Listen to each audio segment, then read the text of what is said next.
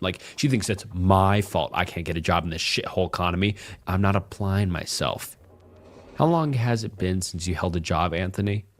I already know the answer, but I ask anyways, just because I want to see him squirm. It's been like a while, maybe a few months. Suddenly, he's not looking at me anymore, and he's leaning back in his seat like he thinks if he gets far enough away, the question won't hit him, or maybe that I won't hear him. But I don't have to hear him because I know why he's really sitting in my chair. So, does your wife work? No, of course not. She can't work because of the baby, right? She quit her job like a couple months before the baby was born. Isn't that a load of shit? She just gets to prop her feet up all day while everyone rushes around her like she just gave birth to baby Jesus. And then they all scream at me to get a job like it's just that easy. If neither of you work, then how do you support yourselves? Of course, I know the answer to this as well, but it's very important that he says these things out loud. It's the only way I'm going to lead him to the truth. Her parents, they've got a little money, I guess. We sleep in the spare bedroom, sometimes.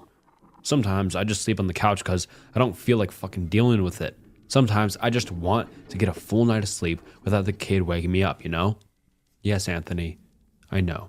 I know all too well.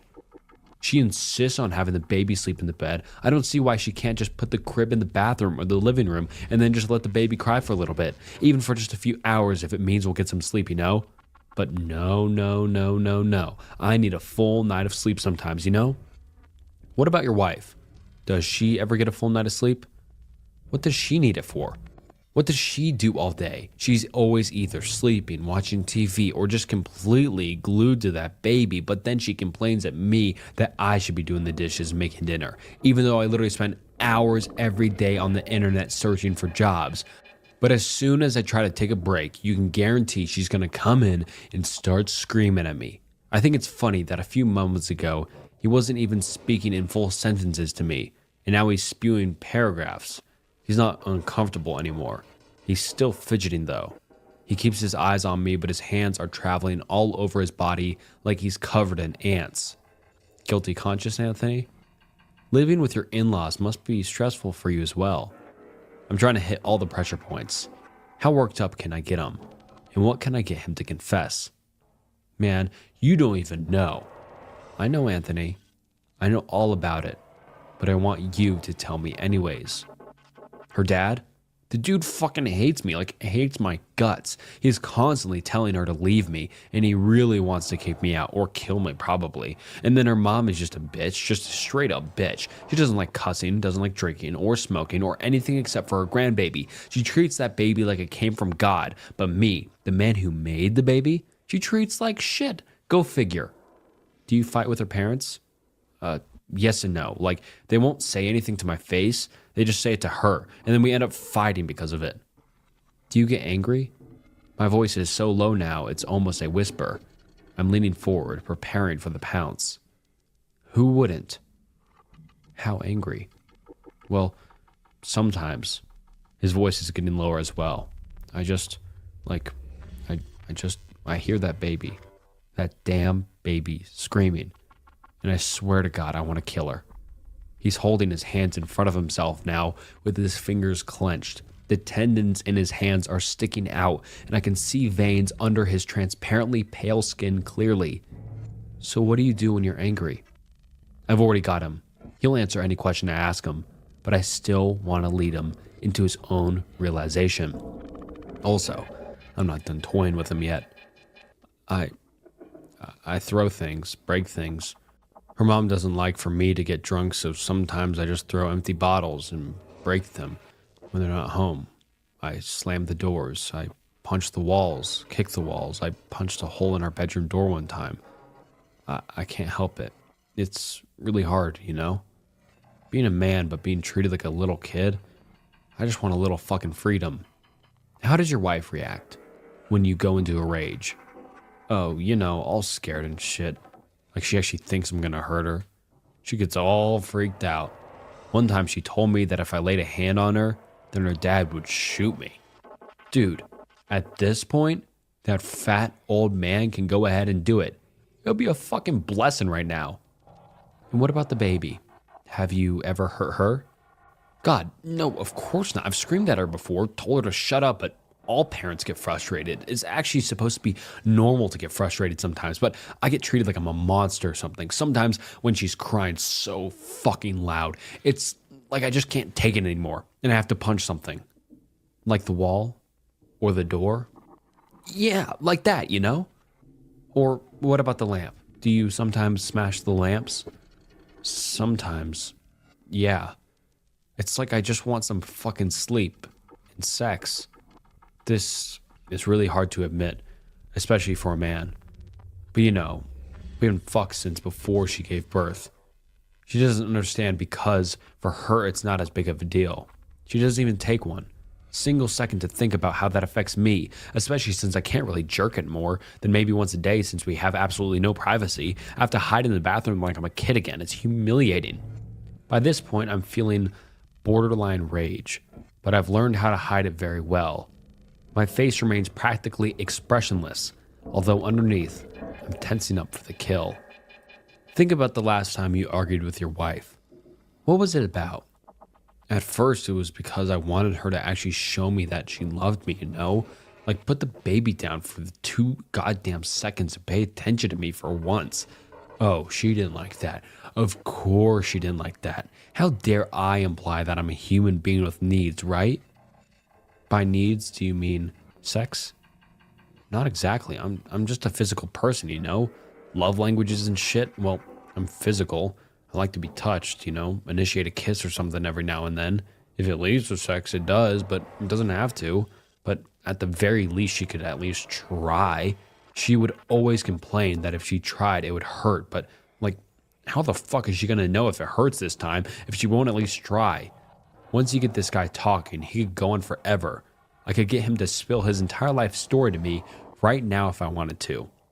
But I don't. I just want one thing, and I'm getting closer and closer. What happened next? I don't remember too well, to be honest. Now he's acting like I'm his good buddy. He leans back in his chair and stretches. Talking shit about his wife seems to be making him more confident. Men like him love to talk shit. And when they actually meet someone who will sit there and listen to it without kicking their ass, they eat it up. The hardest part of my job is pretending like I'm not disgusted by men like him. You left the house, didn't you? You were quite angry. Man, angry doesn't even cut it. I was pissed. I think I did leave. Maybe I went to a bar or something. I must have gotten real shit-faced because I can't remember anything. Can't or won't. I have to speak slowly and enunciate each syllable to keep from screaming. What does that mean? Let me help you out. You didn't go to a bar.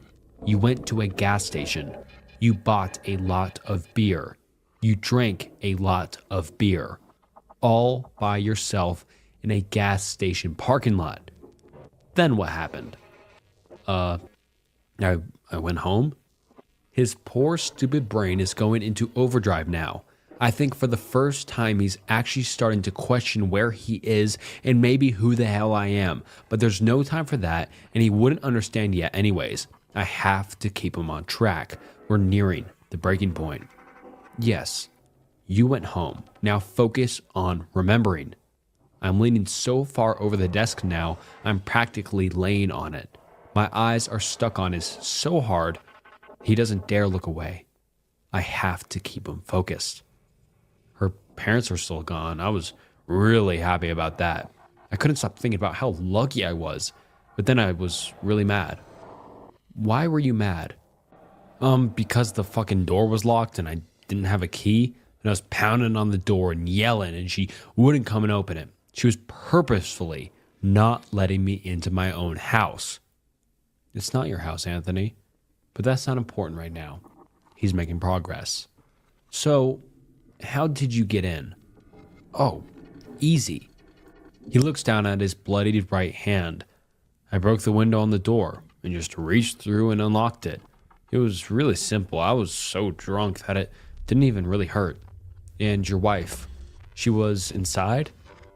Yeah, I think so. He was still looking at his hand like he just couldn't comprehend. I can't let him finish the puzzle yet. He needs to put the pieces together in order. Anthony, your wife, what was she doing? What did she do when she saw you? She started fucking screaming loud, telling me to stay the fuck away from her. Oh yeah, then she tells me, guess what? Her parents are at the police station. They're trying to put me in jail over a tiny punch, like not even half force. And what did you say? I told her that if I was going to go to jail, she was going to be a hospital. So she fucking runs like a little bitch into her parents' room and locks the door. I can hear the dumb bitch through the door. She's on the phone saying, oh God, he's going to kill me. Help me, oh God. I'm mad, so I start kicking the door. I'm really only trying to scare her, but then the door breaks. And next thing I know, there's a gun pointed at my face. She's pointing a gun at me, but she has the nerve to call the cops on me? I wasn't even afraid though. I mean, I knew she wouldn't do it, you know. There's no way she has that much courage. So I just start walking forward and she's walking backwards and crying and saying, don't make me shoot you. So you know what I did? I walked right up to her. I took the gun and held it to my chest. And I just said, if you're going to do it, fucking do it. And you know what she did?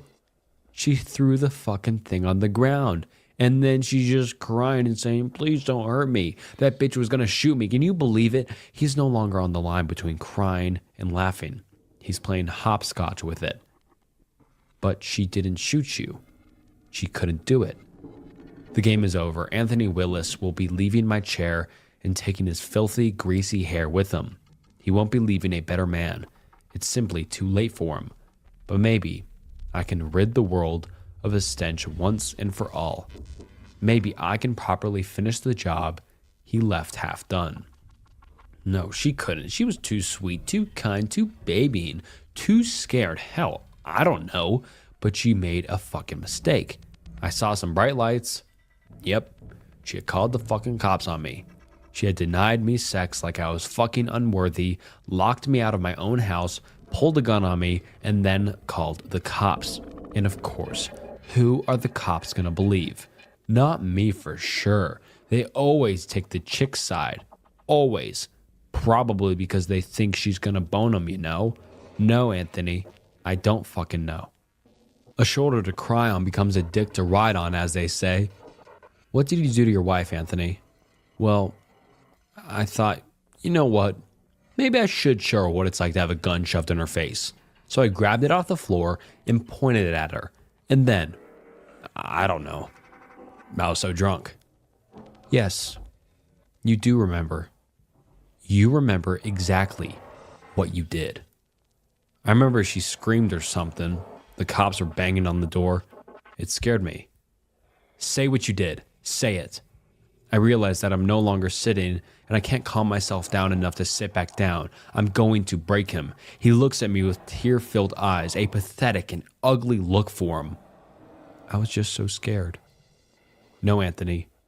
She was scared. I think there was some kind of accident, like she fell. His veiny, bloody hands are on his face now. They weigh down his skin and make his eyes look saggy and inhuman. No accident. What did you do? I think he's rocking now. The truth is fighting him hard. It's fighting to come out and be free. And I think that very soon he will be defeated by it. I think I shot her. Shot who? Who was she? I'm walking across the floor now and then standing over him. I want to hit him, but I know it would be pointless, so I fight him the only way I know how. My wife. Her. No, Anthony. Her name. What was her name? Oh God, what's happening? Where am I? Who are these people? He tries to rise from my chair only to find that he is bound, but not by chains. Why can't I leave? Why can't I stand up? This is my last question, Anthony. Just answer it, and I will answer your questions. I'll tell you everything. What was her name? He curls up his knees and hides his face in them like a tired child. I can't say it. You have to say it, or you won't ever leave this room. You won't ever leave this chair. Please don't make me. Please. He's openly sobbing now, and I can't help but remember how he felt towards his sobbing, pleading wife. You cannot leave unless you say it. There's no other way. This is the toughest stretch, but I know that I've already won. All I have to do is keep pushing. He's so close to breaking. He's wailing, stops, and he is calm for a few seconds. He breathes deeply a few times, and I allow him this reprieve. When he looks up at me with bloodshot eyes, I know there's no need to prod him anymore. The truth is bubbling its way up to the top.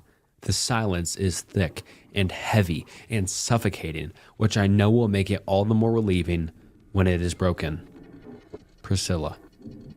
My wife's name is Priscilla. The words come out flat and emotionless. I wonder if this is the same way he looked when he pulled the trigger. Her name was Priscilla, I correct him. Standing up, I walk away from him and sit back down in my chair across the table from him. It's time to answer some questions. Your name is Anthony Willis. You died when you were 23. This is the house that you killed Priscilla and yourself in 10 years ago. These are the people that live here now. You can see them, but they can't see you or hear you. They have a message for you. The young couple sitting on the other side of the room are watching with wide eyes. I know that they can't see or hear him, but the goosebumps on their arms and panic in their faces tell me that they can sense him. One of them is gripping the other's arm so hard I can see pale fingerprints in their arm. Anthony is sitting in the chair and finally looks like what he is. Dead. His eyes are flat and detached, his mouth hanging slightly open. They want you to know that this is their house now, and you are not welcome here. You never were welcome here. It's time for you to stop breaking their lamps, kicking holes in their walls, and terrorizing their children. That's why I'm here, to give you this message and to enforce it. He doesn't respond for a few seconds, but I am willing to wait. I have learned that death is a very hard thing to accept, even for those who deserved it. I'm not surprised when he finally starts to fight against his invisible bonds. He is trying so hard just to stand, but I know that his chains are unbreakable. Much stronger people than him have fought them and lost. The chains are made powerful by personal items of his obituary, a picture of him and his dead wife at their high school prom, and a picture of his dead wife and their baby daughter. The couple, who now owns the house, are becoming more frightened as he struggles. His presence must be stronger now with all the energy he is exerting. If he keeps this up, they may be able to see his physical presence. No, this is my house. You're not going to take that away from me. You can't make me leave. He is fighting full force now, which is actually stronger than I would have thought when I first met him. No, Anthony, you are going to leave. I pull a lighter out of my pocket, click it, and produce a small flame. Anthony seems to go even paler when he sees it. When I burn these items, you will be released from this world to go wherever it is you will go. Wait, his voice is high-pitched and panicky. Where will I go? That's for you to find out, Anthony. I'm still alive, so I don't know. I bring the flame towards the pictures in front of me, but he cries out again, and I allow him his last words. Am I going to hell? He asks quietly and looks pleadingly at me. I don't know, Anthony. Why don't you send me a postcard? I like the pictures. I know the couple in the room with me can hear the screaming because they both jump and grow a shade paler. One of them actually screams out loud and acts like they are going to bolt for the door. To my surprise, they find enough courage to stay. I know that I was terrified as well the first time that I heard the wailing death screams of an unwilling spirit being forcibly ripped from this world, but now I find a small amount of pleasure. The world could always use less Anthony Willises. Of course, it's the most horrible people who seem to cling to life the hardest. It might be because they are so terrified of what waits them on the other side, or maybe it's because they want to just inflict as much pain as possible. Either way, it's not my job to know. It's just my job to get rid of them. Not a job I chose, but the job that was chosen for me. The last remnants of Anthony Willis are fading out of this world in long tendrils of smoke that continue to spark in an unworldly manner. The young couple are holding each other and hiding their faces from the gruesome sight that I have grown so desensitized to. Eventually, The smoke starts to clear, but a musky, sulfurous smell is still lingering in the hazy room. Yes, I'll definitely be having that chair cleaned. The next few moments are silent except for the haunting echoes of Anthony's passing. The couple finally look towards me. One's face is tear-streaked, and they are trembling. The other steps forward and addresses me while never letting go of the other's hand. Is it gone? They ask in a whisper that is barely more than a breath. Yes, he's gone now. He won't be back either. Of course, if I were you, I would still keep my eye out for any other occurrences. While uncommon, this was a traumatic death involving more than one person. So, I would keep an eye out for the wife just in case. The wife, the one he killed? Their question reminds me that they could actually hear my side of the conversation. Yes, it's unlikely that she is still here. And even if she is, I don't think she could actually cause you any problems. But if there are more problems, don't hesitate to reach me again. Okay, thank you. And the payment? They asked tentatively. I never ask for payment up front because in my experience, any medium who asks for payment up front is a fraud. My assistant will get you about that. Is there anywhere you can stay for the night? Possibly tomorrow night as well? My mother's house. That's where the children are right now. Why is it not safe yet? They seem so awkward talking about this. They always do. I find that many people, when actually confronted with the supernatural, would rather brush it under the rug and erase it from their minds. I can't blame them, honestly. It's not the kind of thing you can just bring up at a company picnic in casual conversation. And retelling this story around a campfire at night just seems to make light of the situation. His presence is gone, but there's a remaining mist and bad odor that will likely persist until at least tomorrow evening, possibly the next morning even. Some people have found this smell to be overbearing, and some have even had negative side effects due to it. Nothing too serious. Headaches, nausea, lightheadedness, moodiness. Finding another place to sleep for the next 2 nights would be safer. I think that's a great idea. I'll call your mother now. The one who has been crying seems eager to leave this place and return when the memories are less fresh and easier to reconstruct into something tangible. They leave the room quickly, and as soon as the doors opened, General. Area 51 is a distraction. The real prize is in eastern Alaska. So, by this point, everyone is no doubt well aware of the Area 51 memes and all the hubbub surrounding them. Apparently, over 1 million people are set to storm the perimeter on September 20th of this year. Should be interesting. But let's be honest for a second. I doubt it will happen. And even if it did, even if by some ridiculous miracle they managed to overwhelm the most powerful military on Earth and infiltrate a top secret base, I don't think they would be exactly thrilled with the results. I'll just come right out and say it, I guess. Area 51 is a red herring. It's a distraction, and it pretty much always has been. Nothing out there but sand, reclusive scientists, and some crusty-ass lake at this point. I mean, think about it. If Area 51 is one of the most top secret and covert black sites in the world, then why does everyone know about it? How secret can a secret be if everyone knows the secret? For God's sake, even Obama acknowledged its existence a while back. That's the whole point of it. They want you distracted, so you don't look for the others. But why take my word for it?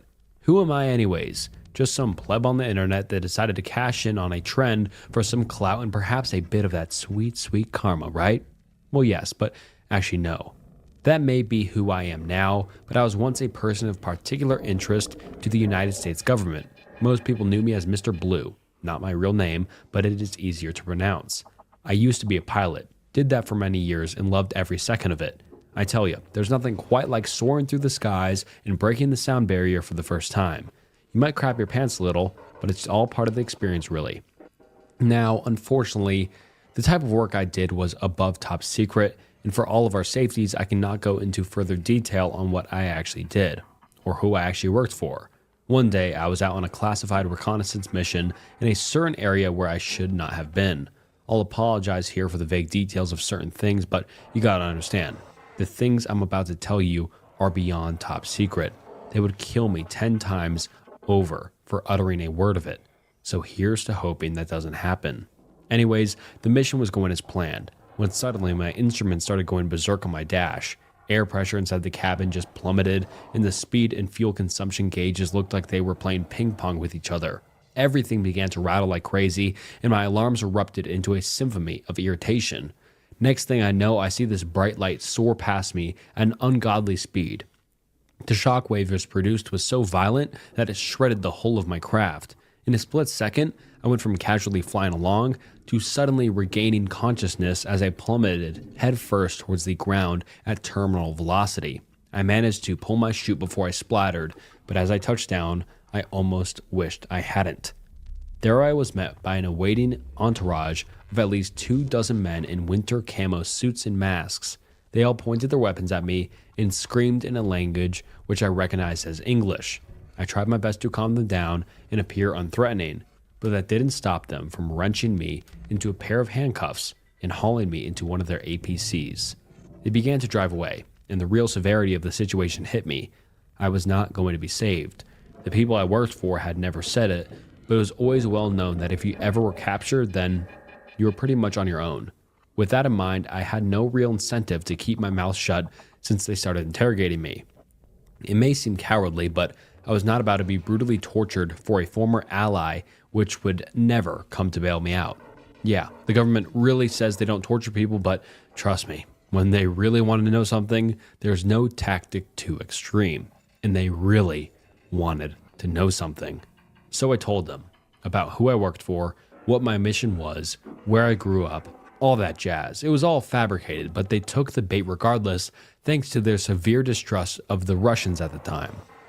They were actually pretty cool after that. I mean, they wouldn't let me leave their custody, but that was better than being dead, or at least it was at first. They transported me away from my initial interrogation place into a secure facility somewhere nearby. I was blindfolded the whole time, but from the rumbling of multiple vehicles, sounds of doors sliding open multiple times, and the distinct feeling of my stomach dropping, I could tell they were taking me somewhere deep underground. Soon after that, I stepped off the elevator, and they removed my blindfold. Their leader was a guy with a stern face, thick gray beard, and eyes that looked etched from concrete. He wore a black suit, with some symbol upon his heart pocket that I didn't recognize. He stepped in front of everyone and outstretched his arms while staring me in the eye. "Welcome to your new home." An ever so slight grin slithered onto his face as he said it. I glanced down the dismal gray hallways, which seemed to stretch out further than I could see in multiple directions. They led me down the hall on the right, past dozens of locked corridors and rooms before ushering me into a cell. My handcuffs were removed soon after, and the door slid shut behind me. The same man that had welcomed me to the facility then approached the window and pushed the intercom button. "We appreciate your cooperation, Mr. Blue. I don't believe there is any reason why our time spent together has to be unfriendly. I apologize for all this, but you must realize that this is a necessary precaution we must take. I hope you understand." I took a moment, then nodded back to him. "Wonderful. We'll have dinner set to you soon. If you require anything, then please notify one of the guards outside of your quarters." And with that, he and his little entourage turned and strolled down the hallway. That was my very first night in the facility I eventually came to know as FEZ. I don't think it's the official name, but I heard several personnel at the base refer to it by that acronym over the years. I still don't know exactly what it stands for. Forbidden Enclosed Ziggurat? Forsaken Evil Zoo? Forced Ejaculation Zeal? Fabulous Elf Zombies? The best I could really come up with was Fortified Experimental Zone. It makes the most sense too, all things considered. At first, it wasn't actually too bad. The staff was nice, they cooked great food, and there was plenty to see around the base. Although, every once in a while, I would hear the screams just barely echoing through the vents. They interviewed me probably 100 more times after that, and were especially interested in the craft which I was piloting. The craft in question was one of our own top secret technologies, but unfortunately, it had been blown to smithereens by whatever that light was, so I couldn't tell them much about it.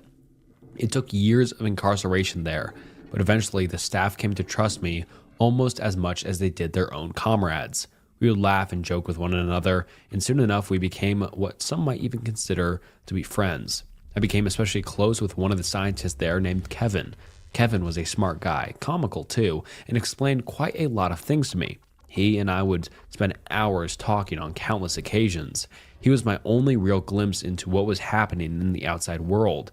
He'd bring in books and movies for us to enjoy together. He kept me updated on everything, and over the next 30 years, we developed a close relationship that I would always treasure.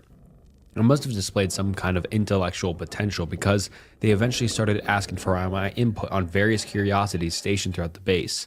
They only did it because I had sworn them complete loyalty and would never be allowed to leave the base anyways, but for me, it was just nice to feel included. The base itself was absolutely colossal. They always blindfolded me during transports at any location, but one time I caught a glimpse of the buttons in the elevator. There had to be at least 50 of them on that panel. I remember the first time they showed me one of the lockdown blocks. There were guards posted at every cell, and I heard some very strange noises emanating around me as we traversed the halls. I thought for sure they were about to show me some horrendous beast from the depths of hell, and prepared myself accordingly as the howls of unseen things echoed throughout the halls. The lead scientist, Dr. Roosevelt, rolled back a 2-day mirror curtain, and my heart froze with anticipation. In the cell before us, there was nothing more than a human girl in a gray jumpsuit. She was young, maybe 5 years old or so, but there seemed to be nothing out of the ordinary about her. I looked to Dr. Roosevelt, and he flexed his cranial muscles before pressing a button. I heard the sound of gas seep into the room. A few tense seconds passed when the girl suddenly shrieked like a banshee. Her head tilted back, and I saw jagged, needle-like teeth emerge from her mouth. Her jet-black eyes then lurched towards us, and she lunged at the window. She struck it hard and fell back to the ground, snarling and hissing like some ravenous jackal. Dr. Roosevelt then pressed the button again, cutting the gas and posing a question. "You ever seen anything like her, Mr. Blue?" All I could do was shake my head slowly as I watched the young demon child stalk about on the other side of the glass. They found her in the woods outside of Whitehorse with a freshly disemboweled man. She was eating him and appeared unaffected by the sub-zero temperatures. I suddenly felt like vomiting, but I said nothing, only stared back at the unusual, gruesome little girl. What the hell was she? Unfortunately, I never was told anything else about her, and I doubt the personnel knew much more anyways. They came to show me a lot of very strange things over the years. A giant brownish orange-haired primate that walked upright and seemed to respond to facial movements. A humanoid-shaped being that was only detectable via infrared equipment. A golden chest that would instantly kill anything that touched it. A 10-foot tall creature wrapped in vines that emitted bouts of radiation and blended into environments with perfect camouflage. A monstrous fish, at least 80 feet in length, frozen in nitrogen. Various abhorrent creatures that I'm guessing were the results of relentless genetic tampering. I have never seen anything like it. All of the monstrosities housed there, and the secrets buried in their possession. They also asked for my advice on a certain paradoxical phenomenon that had plagued them as well. They told me that for decades there had been hundreds of unsolved cases of human disappearances that seemed to defy all explanation. Young children would be found on cliff edges that they could not have possibly reached, while old and frail people would be discovered dozens of miles away from where they were last seen only a few hours later. Most of them would never be found at all, though.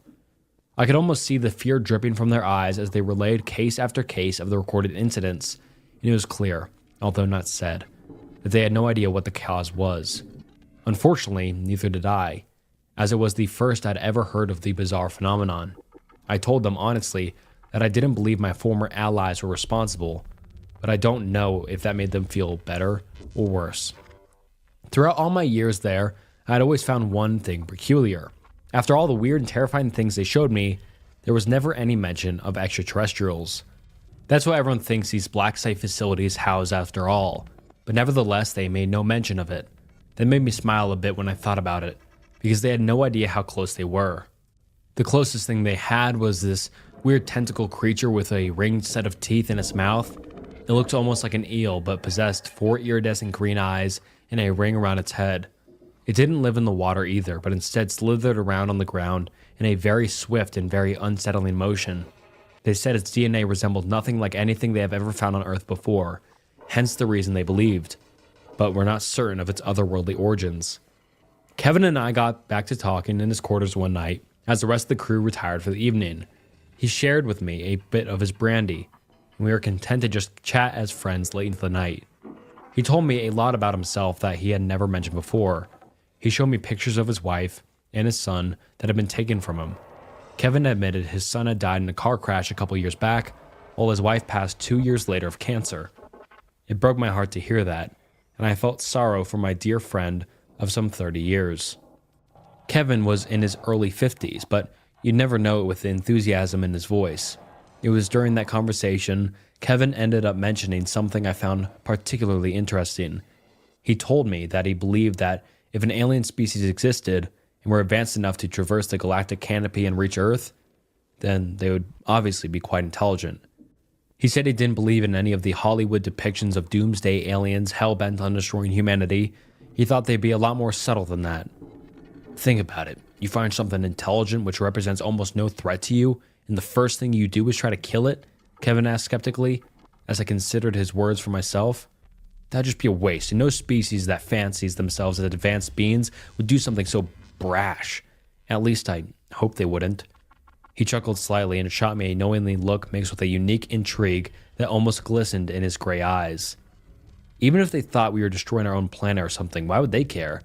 There are trillions of other planets in the Milky Way alone. They could pick any of them if they wanted natural resources.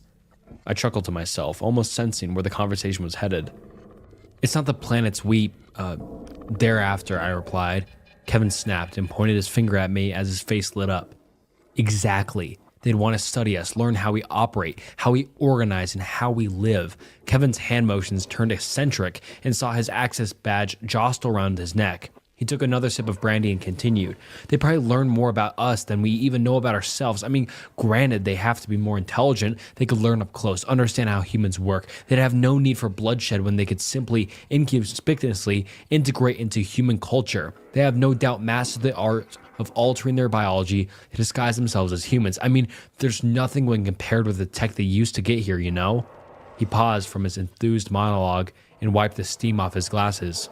I just sat back, content to let him continue, as I found it fascinating that he could know so much.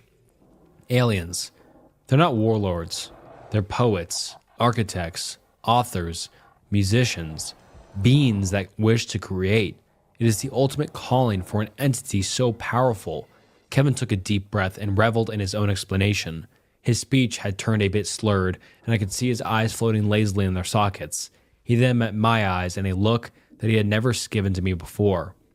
It was a look that seemed to shed all sense of formality and pose a question which he had long since suspected the answer to.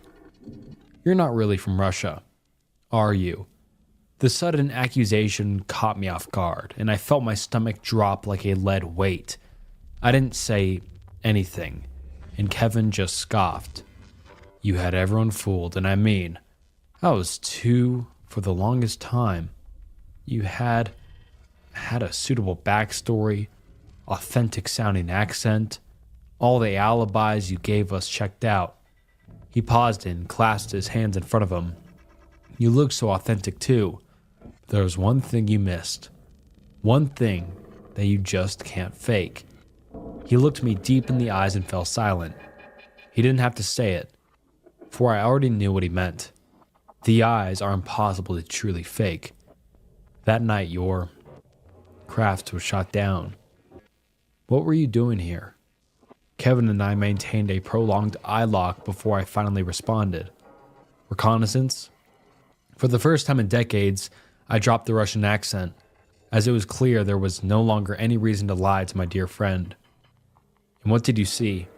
Kevin stared into the very depths of my soul as he asked, and I spoke the truth. Beauty, poetry, creators much like us. Kevin just stared at me for the longest time, as if he were waiting.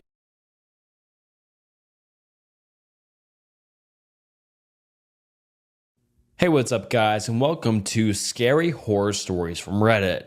And this video will just include a bunch of scary horror stories from Reddit, as the title implies. And there'll be just a bunch of stories, and this video will be long enough. So I'll just get into it and stop at the intro. But before we get into it, please subscribe.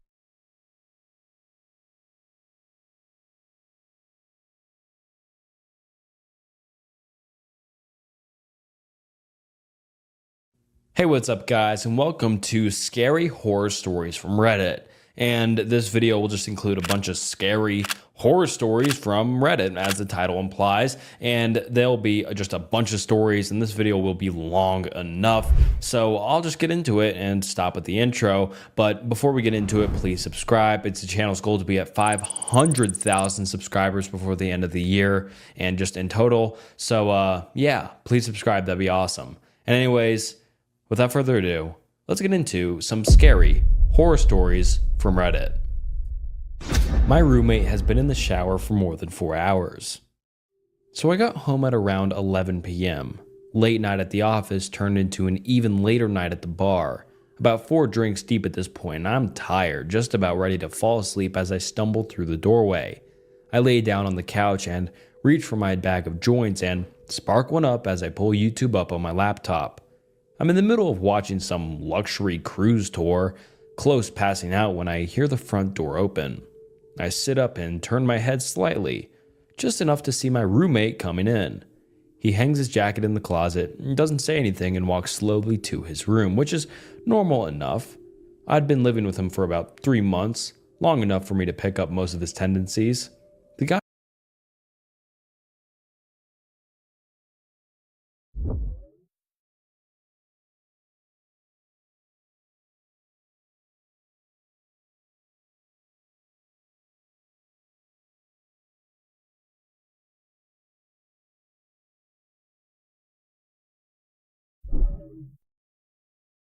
Hey, what's up guys, and welcome to Scary Horror Stories from Reddit. And this video will just include a bunch of scary horror stories from Reddit, as the title implies. And there'll be just a bunch of stories, and this video will be long enough. So I'll just get into it and stop at the intro. But before we get into it, please subscribe. It's the channel's goal to be at 500,000 subscribers before the end of the year, and just in total. So yeah, please subscribe. That'd be awesome. And anyways, without further ado, let's get into some scary horror stories from Reddit. My roommate has been in the shower for more than 4 hours. So I got home at around 11 p.m. Late night at the office turned into an even later night at the bar. About 4 drinks deep at this point, and I'm tired, just about ready to fall asleep as I stumbled through the doorway. I lay down on the couch and reach for my bag of joints and spark one up as I pull YouTube up on my laptop. I'm in the middle of watching some luxury cruise tour, close passing out when I hear the front door open. I sit up and turn my head slightly, just enough to see my roommate coming in. He hangs his jacket in the closet, doesn't say anything, and walks slowly to his room, which is normal enough. I'd been living with him for about 3 months, long enough for me to pick up most of his tendencies. The guy really doesn't talk unless spoken to, which was far from a problem for me. He also generally kept things clean on his end, never causing much in the way of problems. I really couldn't complain, so I go back to watching YouTube, and about 5 minutes later, I hear the shower in his room turning on. Once again, nothing strange. At this point, I'm watching bare-knuckle boxing highlights with my eyes half open, maybe 1 or 2 minutes away from passing out. I remember waking up in darkness, my head hurting, my throat dry as hell. I sat up slowly, waiting for the grogginess to settle into something manageable. Once it did, I grabbed my phone, checked the time, around 3:30 a.m. from what I remember. I was starving, and so I got up, began walking towards the fridge, and then I noticed it. A soft but ever-present noise in the background. It took me a few seconds to really recognize what it was. The shower. Suddenly, the events of last night began replaying in my head. Drinking at the bar, Ubering home, laptop, and couch. My roommate coming in, home, the shower turning on, and I stood there for a while, trying to make sense of it. Maybe he went to bed and forgot to turn it off? I shook my head. There's no way that happened, I thought. Maybe he slipped and fell? Realizing the implications of this, I rushed towards his room but found his bathroom door locked. I began pounding on it. "Hey man, you alright?" No response. I considered kicking the door down but decided to call 911 before I did that. I took my phone out, preparing to dial when I noticed that I had an unread text. One from my roommate. "Hey man, I couldn't sleep, so I went over to my girlfriend's place. Not sure when I'll be back." Sent 2 hours ago. I look at the bathroom door, then back down at my phone. Everything about this was wrong. First of all, my roommate barely texts me and certainly never to tell me that he's going out. Second of all, I know for a fact that he's single and has been for a while. And third of all, who the fuck was in the shower then? I tried calling him. No answer. Sent him some text, but no response. I walked over to his desk and saw the keys and wallet were still beside his laptop. My head's starting to spin at this point, and I get out of there, go back into the living room and turn on the lights. I'm pacing around in a circle, trying to follow the plot while also trying to ignore the shower, a noise that I never could have imagined being so dreadful in any context. Sometime later, I hear something vibrating on the kitchen counter. I move towards it and see that it's a phone. My roommate's phone. The panic begins setting in, and I immediately grab my keys and run out of the apartment. I make my way down the hall and take the stairs down to the lobby, but even that doesn't seem far enough away, and so I make my way over to the McDonald's across the street. I sit there for a while, considering calling the cops, but for some reason feeling too nervous to do so. But even though there's hardly anybody in there, the place begins to feel suffocating, and I decide to leave, walking back out onto the empty streets. Almost immediately, I get this feeling that I'm being watched, and I feel my gaze drifting up and towards the apartment. Soon, I'm looking at my balcony and I see somebody standing there. A dark figure stood completely straight, stiff to the point where it nearly resembles a mannequin, but it isn't one. If I look closely, I can see it just slightly swaying. I froze in place, my mind hardly able to understand or accept what it was seeing. It's not my roommate. It's too tall. In fact, it's too tall to be anybody I know. Its head nearly scraping the bottom of the balcony above. No matter how hard I tried, I couldn't make out any of its details. The darkness and distance may have been enough to explain that away, but there was something about it that drove me towards a different conclusion. That this thing simply possessed new details that could have been observed. That the only element of its composition was that of an unadulterated darkness. Of course, my gut instinct was to get the hell away from it, but the voice in my head was telling me that if I were trying to run, this thing would end up following me. I went back into the McDonald's instead, locking myself in the bathroom as I finally dialed 911. I told the operator that somebody had broken into my place, but that I had gotten out of there without them noticing, but that they were still in there. It was the story that most accurately represented the situation without making me come across as batshit. The operator told me that they would be sending somebody over for me to hang tight. I left the bathroom waiting at the table closest to the exit until I could see the red and blue light cutting through the darkness.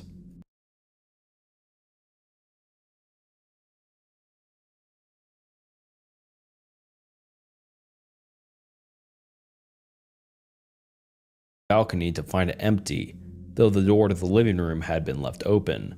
They pelted me with a bunch of questions that I found difficult to answer. Is the intruder armed? Do I have an idea who it might be? What are their intentions? I told them I didn't know, that I couldn't figure it out, but they just kept on asking. Soon I was practically yelling at them to go up there and check it out for themselves, and I suppose the terror in my voice was enough for them to begin taking this seriously. They told me to wait by the entrance, and I watched on as they entered the building. I was out there for a long time, growing increasingly anxious at the thought of what they were going to tell me when they came down. A few minutes later, the silence was broken by a single, muffled gunshot. My heart dropped into my stomach, and I continued to wait there, unsure of what to do otherwise. 20 more minutes of silence, and the officers still hadn't come down. Soon I could hear more of them approaching in the distance. Before I knew it, 4 more cop cars had pulled up around me, and the scene had fallen into chaos. Officers shouting over each other and into their radios, more questions being hurled my way, none of which I was able to answer. The next few sequences were mostly a blur, but I remember the building being evacuated, the tenants frightened and confused as they were ushered outside, while the officers became more and more frantic. I remember hearing more scattered gunshots, some screaming, other noises that were difficult to make sense of.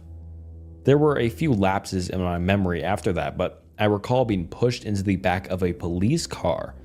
After being driven to the station, I was led into one of the interrogation rooms where I found two nondescript men in suits waiting for me. They didn't introduce themselves and immediately went into a series of questions, each one more bizarre than the last. What company was your roommate employed by? What was the nature of his job? How many different people have been inside your apartment since your roommate moved in? Have you ever heard voices inside the apartment from the hours of midnight to 3 a.m.? Voices that did not belong to your roommate? Have you ever seen a circle of people standing outside of the apartment from the hours of midnight till 3 a.m.? People that were exceptionally tall? And one of the more unsettling ones. Have you ever seen somebody standing at the foot of your bed upon waking up between the hours of midnight to 3 a.m., only for them to disappear moments later? If so, do you remember what they looked like? Any distinct features? As they continued probing me, my mind began conjuring up some of the strange shit that had happened after my roommate had moved in. Shit that I had written off as figments of my imagination, simply because I had no other explanation for them. I did hear the voices, always coming from the room next to mine where my roommate slept. I was always so tired when I heard them, but I do remember it either sounding like a young woman or a man with an extremely deep voice. I could never make out any words, it always sounded like gibberish to me. And then there was that one time where I went to the bathroom in the middle of the night, still half asleep. I didn't bother turning the lights on as I entered, but as my eyes began adjusting to the dark, I could have sworn that somebody was already sitting on the toilet, somebody extremely tall. Of course, when I turned on the lights, nothing was there. It was easy to chalk it up as a product of late night drowsiness at the time, and I had never really thought about it since. After doing my best to give them useful information, the suits spent a good few minutes taking notes on their phones. Once they were done, they sat up quickly, told me that they'd be in touch before leaving the room. A cop came in a few minutes later and told me that since I couldn't return to the apartment, they would set me up in a nearby hotel until they, quote, were able to get the situation under control, and that I should stay put until they give me a call. What happened? I asked him. What did you guys find up there? He stared at me for a long time, not as if he were in deep thought, but as if he held deep aversion for what he was considering telling me. Eventually, he shook his head. I don't know, he said. I really don't know. I nodded, tried to smile, though I'm not sure. It didn't come across very well. It's the next day now, and I'm in the hotel. Of course, I couldn't sleep, couldn't really eat. The officer hadn't called me yet. When I tried searching up information about the evacuation on the internet, all I can find are articles claiming that it was due to a fire. A fucking fire. Update. I fell asleep and I just woke up. It's 1 a.m. now, and I can hear the shower. I thought my boyfriend was the love of my life until I discovered he was drugging me at night. Lately, I've been waking up still exhausted. Even if I went to bed early, I'd wake up feeling like I haven't slept in days. Trying to get out of bed for work was almost impossible, which was strange for me because I was always a high energy sort of person. A few hours of sleep and I was always good to go. I was at a loss as what could have been happening. After a barrage of tests, even my doctor couldn't find anything wrong with me. The only recent change in my life was my boyfriend who had moved in, and I was sharing a bed for the first time in my life. Steven was the first love of my life, and this was my first serious relationship. I don't want to spoil things by making him sleep in the spare room. I liked having Steven around. He made a real fuss over me, and he would bring me chamomile tea every night before bed. The pain in my hip was sharp and pulsated up the right side of my body. I jumped from my bed and nearly collapsed to the floor as I struggled to get to the bathroom. "Steven, can you get in here?" I cried. A big dark bruise covered my hip, as if I was assaulted in my sleep with a metal bar. "What's wrong?" Steven said as he came rushing into the bathroom. Did I fall out of bed or something? Steven had a weird expression on his face. I could swear he looked guilty about something.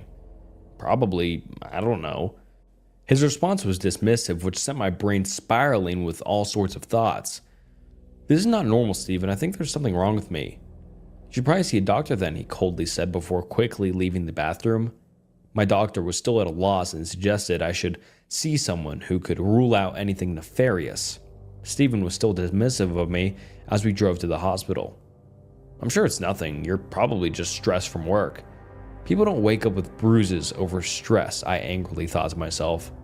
The doctor at the hospital took my blood and did all sorts of tests on me, including a stress test.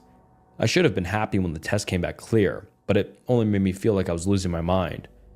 Something was definitely wrong with me. I would prescribe you sedatives, but your blood work shows you were already on nitrazepam, explained the doctor. I was dumbstruck and wasn't sure what the doctor was talking about. I've never taken so much as a painkiller in my life. The doctor's face looked how I felt. He took out his charts and looked over them again. No, you definitely tested positive for the nitrazepam, which is a powerful sedative. Later that evening, as I sat in bed, a million different thoughts ran through my head. How was that even possible, I thought to myself. As I sat there, Stephen walked in with my chamomile tea. And just as I was about to put it to my lips, I was struck by the most unnerving thought. The realization that my boyfriend was drugging me hit me like a ton of bricks and filled me with a dread I had never felt before. I emptied the contents of the cup down the sink in the bathroom before jumping back into bed. Was it hot enough for you? Asked Stephen as he jumped into bed beside me. Perfect as always. I felt as if I was lying beside a complete stranger. Had I ever really known him? I thought to myself as I lay there terrified he was doing unimaginable things to me while I slept. I must have drifted off at some stage because when I woke up, my room was a mess and Stephen was nowhere to be seen. My body ached all over and it felt like I was in a fight. What the hell was he doing to me in my sleep, I thought. I had made the decision to go to the police, but I needed evidence, or it was just my word against his. I had purchased a hidden camera and set it up in the bathroom, pointed in towards the bed. I woke up exhausted as usual, which unfortunately meant you had done something to me while I slept, but I had it on camera. I opened my laptop to check the footage. For the first couple of hours of sleep, nothing happened. For a moment, I had hoped I was imagining everything until I watched myself jolt from the bed. At first, I couldn't believe what I was doing. It felt like I was watching a horror movie as I watched myself crawl up the bedroom wall like some possessed demon. I continued to crawl up the wall onto the ceiling, looking down over Stephen like I was ready to pounce on him. Stephen woke, and it was a strange watching him because it was like he was prepared for what was happening and didn't seem fazed by it. He took a stick out from under the bed as I pounced from the ceiling above, and he spent the next hour fighting me off. I watched as he subdued me on the bed before pulling out handcuffs and cuffing me to the bed. I looked at the marks on my wrist, which makes sense now. As soon as Stephen came home from work, I ran and threw my arms around him. Why didn't you tell me what you were going through every night? Stephen shrugged his shoulders. I thought you knew, and usually the drugs I was giving you made things a little easier. Why are you even still with me? My last girlfriend was a jealous psychopath. You're a walk in the park compared to her. The 72-hour sleep ban. I've always associated my birthday with that depressing time of year where a cozy autumn turns into an early winter decay, where colorful leaves die, leaving a withered brown shell behind. Still, people are expected to celebrate their birthdays. It's strange if one doesn't. I don't. My fiance recently asked me why I never celebrate my birthday, and it's a hard one to explain. When you've been through something traumatic, everything sort of brings you back to that moment, one way or another. And while I'd love to tell her about it, I don't think I can without sounding like a maniac. I thought I'd start by telling my story anonymously and sort of go from there. It was the year I turned 13. Since You've Been Gone was blasting on the radio every hour of the day. My friends and I were quoting How I Met Your Mother religiously. It was a good time to be a kid. Since my birthday was in the middle of the school week, my big birthday plans were postponed until the upcoming weekend. Still, I couldn't complain. Birthday cake on a Tuesday didn't sound all that bad. I got home, had a small celebration with my parents, and opened a few presents. 2 new games for my PlayStation 2. Score. I finished up my homework and browsed the net for a few hours ahead of my scheduled bedtime when there was a knock at the door. We rarely had visitors, so to have somebody knocking at our door at 10 p.m. was unusual, to say the least. My parents had already opened the door by the time I was halfway down the stairs. There was a man in a fancy jacket with a clipboard standing outside, along with 2 armed guards. I sort of fell into the middle of the conversation. So we need you to sign the consent form and we'll get started," the clipboard man said.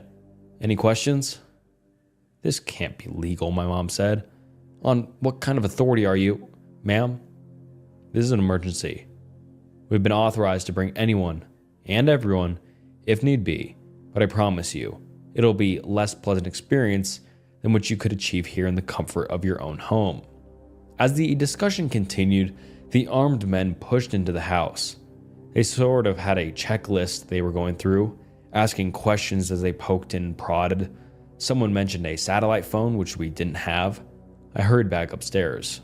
From my window, I could see them putting wheel locks on our car. They were testing some sort of electrical equipment too, and as they did, I could see the internet connection on my computer disappear.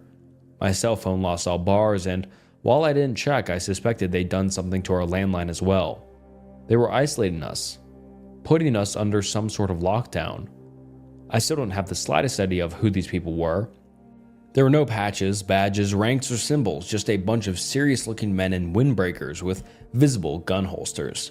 After a few minutes, one of the men entered my room. My parents were worried sick, but were told to wait outside.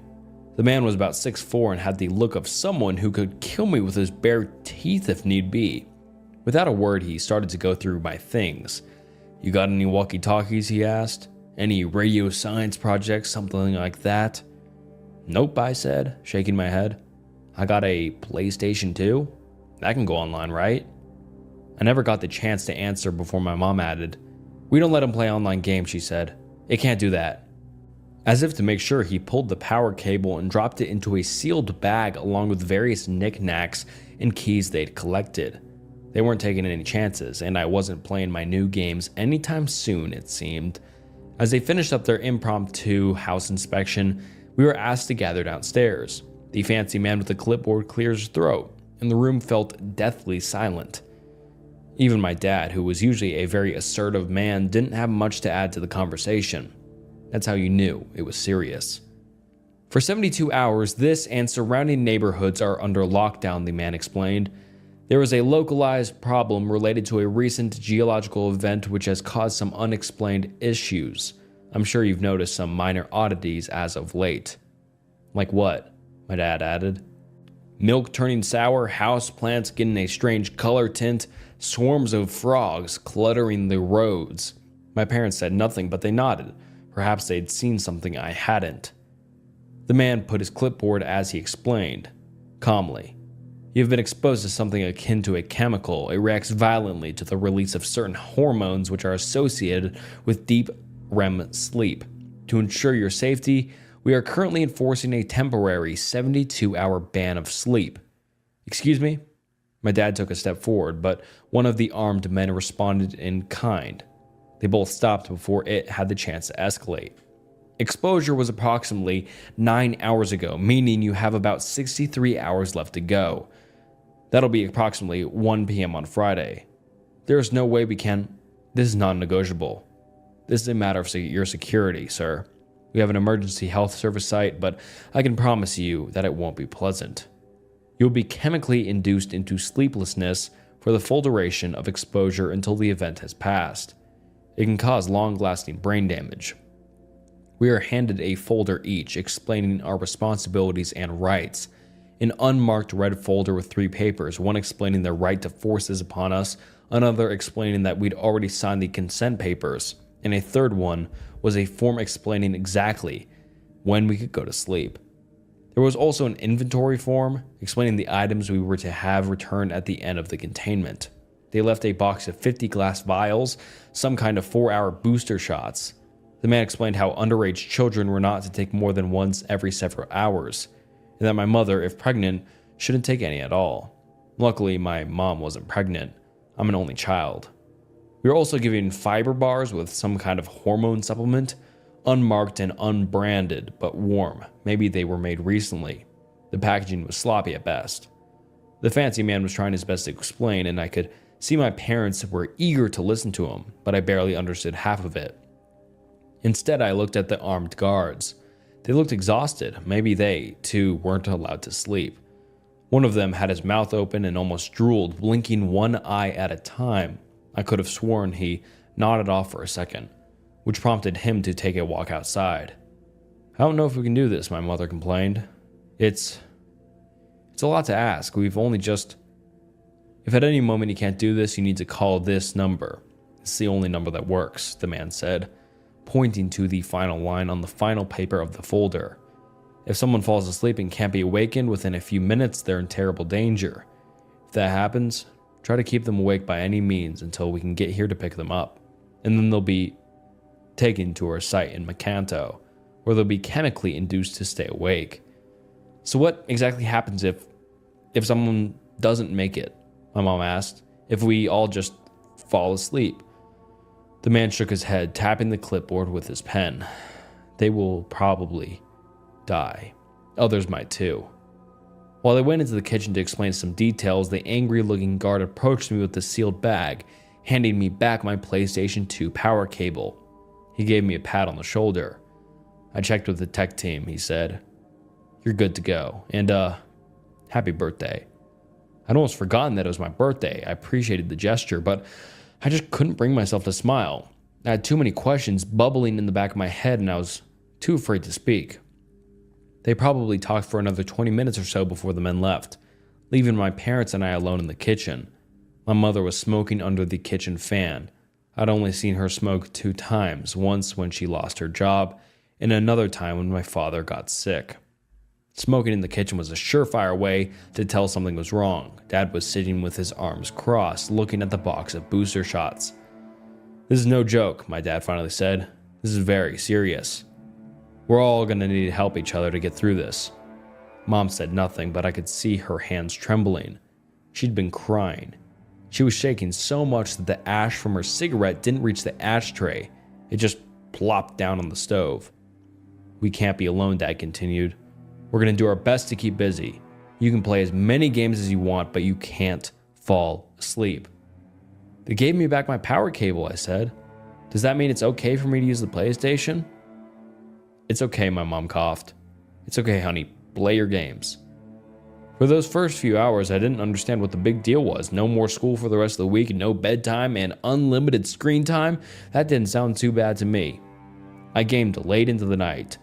Sly 2 and Ratchet & Clank were on the menu, and I had a blast. I got some snacks along with one of those fiber bars. They tasted like twigs and raisins, but it made my brain calm. Not tired, but it made it easier to focus. It also made it harder to shut my eyes, making my eyelids itch. All lights in the house were kept on all throughout the night. Mom and Dad kept playing music on the downstairs stereo, and they desperately tried to keep me engaged. I was engaged enough just playing games, so I think it was more for their benefit rather than mine. At 5 a.m., Dad took his first booster shot. I could hear it all the way from upstairs. He was cussing pretty hard. Apparently, those things tasted like a mix of stale rice and death. Mom took her first boost about half an hour later, but she mixed it with orange juice. Apparently, that helped. By 7 a.m., even I was feeling it. I'd never been up all night playing games like that on a school day before. Sure, I'd pulled all-nighters with my friends, but it was usually something we prepared for, so by early morning, I could feel myself nodding off.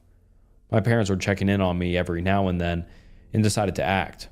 We were having family breakfast, pretending as if we'd already slept. "You're always cranky in the morning," Mom said. "Try to imagine this is just that, another cranky morning." I knew for a fact that they'd slipped one of those boosters into my cereal. I saw 3 empty vials on the counter, and I knew none of them had taken a second one yet. Still, I had little choices but to try. We weren't even halfway through the containment yet. As we finished our breakfast, we could hear commotion outside. I was upstairs brushing my teeth, watching through the hallway window. It was our neighbors, Larry Peterson, the 55-year-old man who worked the fishing supplies at the local mini mall, crawled out his front door. He was throwing up something black and blue onto the pavement. I'd never seen this man do anything more physically straining than trying to start a lawnmower, and now he was crawling on all fours like his life depended on it. I could hear his wife calling out from inside. She was screaming at him, but I couldn't hear what. Larry got up and almost leapt into the back of his pickup truck in a show of athleticism I'd never seen from him before. It wasn't until his wife got out of the house that I could hear what she was saying. "Larry," she cried. "Larry, wake up." I saw Larry Peterson grab a wrench, get out of the truck, and grab his wife by the hair. Suddenly, a hand covered my eyes. As my father dragged me away from the window, I could hear a scream turn into a gargle, followed by a hearty laugh. One I'd heard 1,000 times before. The same kind of laugh Larry Peterson would chuckle up whenever my dad tried to pull off a bad pun. My mind painted me a picture of what happened, and it wasn't pretty. My dad spun me around and stared into my eyes. I could tell he wasn't himself. There were lines across his face that I hadn't seen before. "Stay with me and Mom," he said. "Don't look outside. People are getting sick." "Are we getting sick, Dad?" I asked, a yawn escaping me. He shook me a little, as if to make sure I was paying attention. "We'll be fine," he said.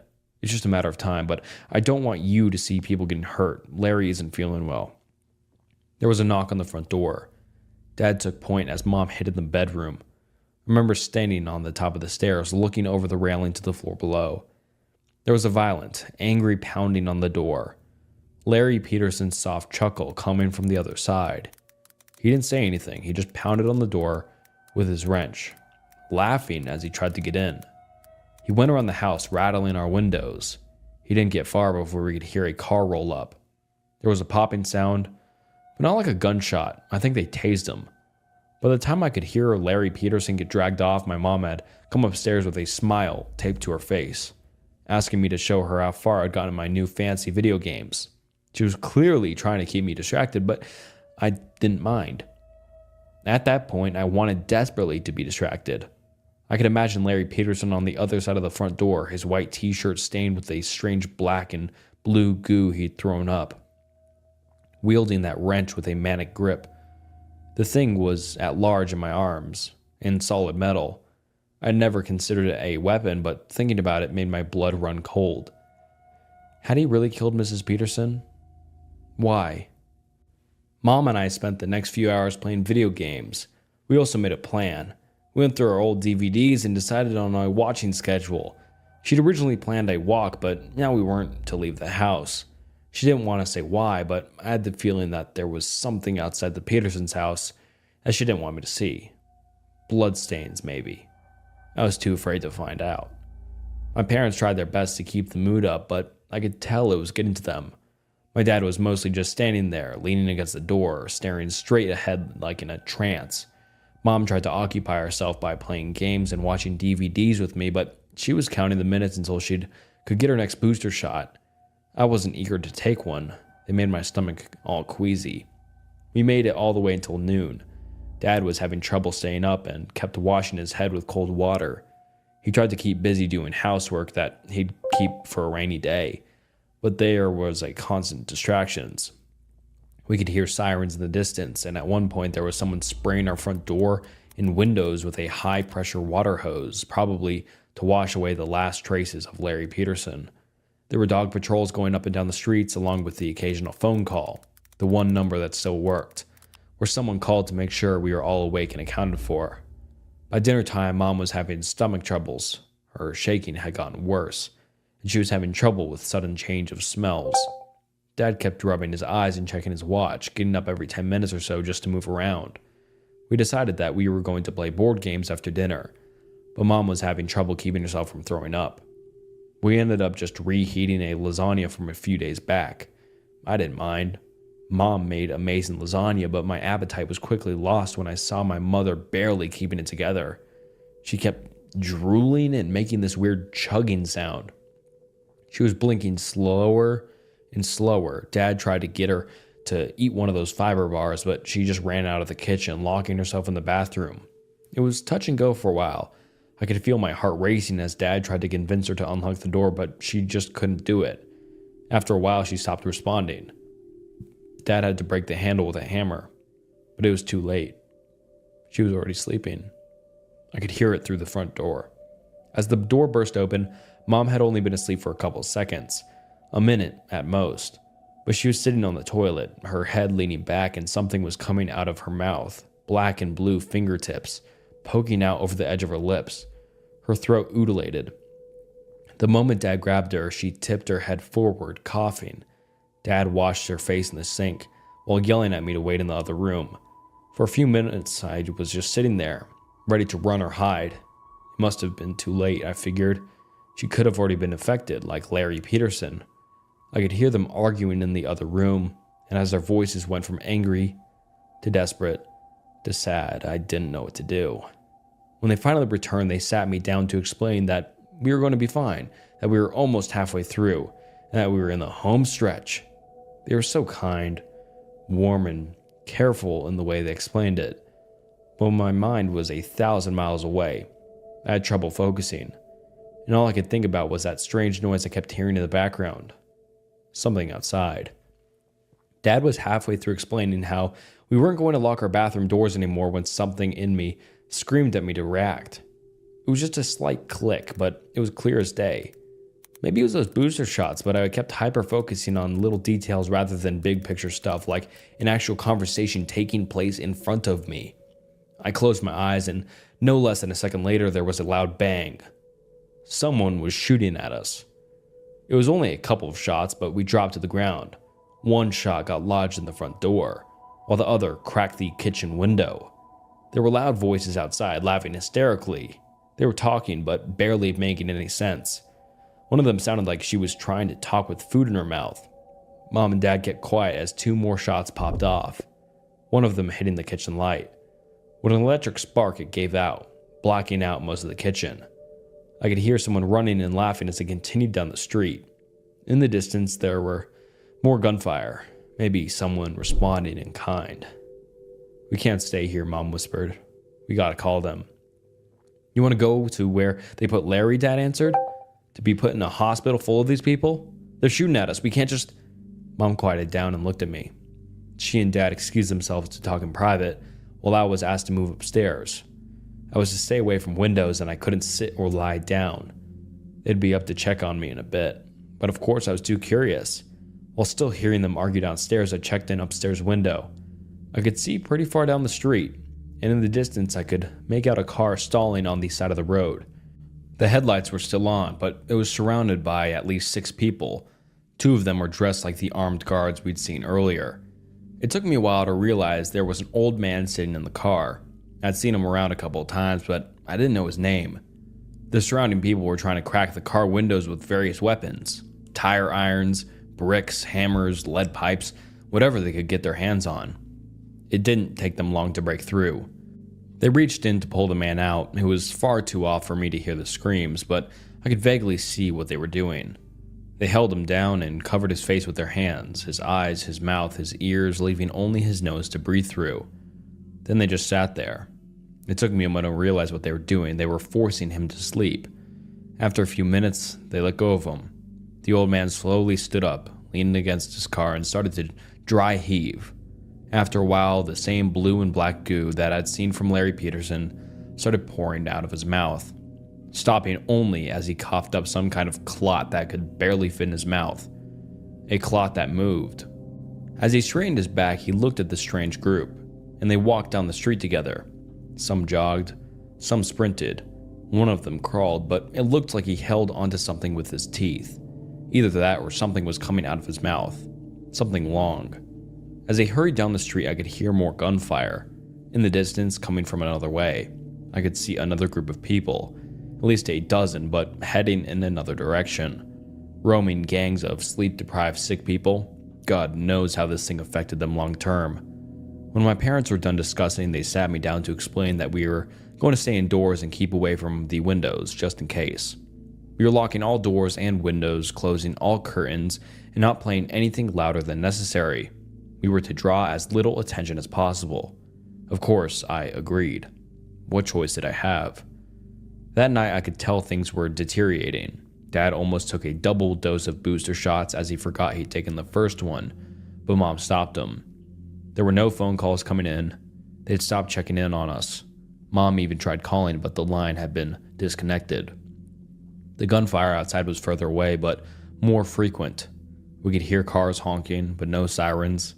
Then there were fires, at least 2, somewhere downtown. We could see the smokestacks from afar. Mom wasn't doing well.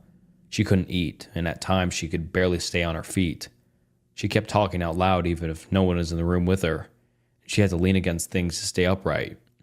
She couldn't keep the fiber bars down, and she walked around with her head bobbing back and forth. Dad tried his best to keep her active, but he was having trouble as well. No matter how many cold splashes he took to the face, he just couldn't stay attentive. I wasn't doing well either, but nowhere near as bad. I still had my appetite, and I took my booster shots, but I could feel the side effects. My hands kept shaking, and I had a nasty headache. There were these pinches down my neck like someone was shocking me with a wet battery. I'd imagine things moving just outside my vision. I kept turning around to look at the windows as I'd start to hallucinate that there were screens. By morning, there was a new problem. Both the power and the water had been cut. There was a small lake a short walk from the house, and we had no choice but to try and get some water by hand. We had some drinking water stocked in the kitchen, but we needed some for the bathroom. Mom volunteered to go, but that was out of the question. She could barely stand or make a coherent sentence. There was no discussion. Dad had to do it. We watched him from one of the upstairs windows. The sun had just risen, bathing the withering landscape in long, sharp shadows and a sickly bright glow. Mom was just staring blankly ahead, as if trying to remember what was so important. Isn't it your birthday soon?" she said out loud. "That was Tuesday," I responded. Did you wish for you to get older?" she asked. I wish for that. I want you to be able to get older." She looked at me and laughed manically. She blinked one eye at a time, her left eye lingering a little longer than her right. Her eyes were sunken and dark, and she kept giving me cross eyes. I think she meant well, but that look she gave me was nothing short of terrifying. It was like she'd been reduced to her most basic self. My mom was still in there somewhere, but most of it was just gone.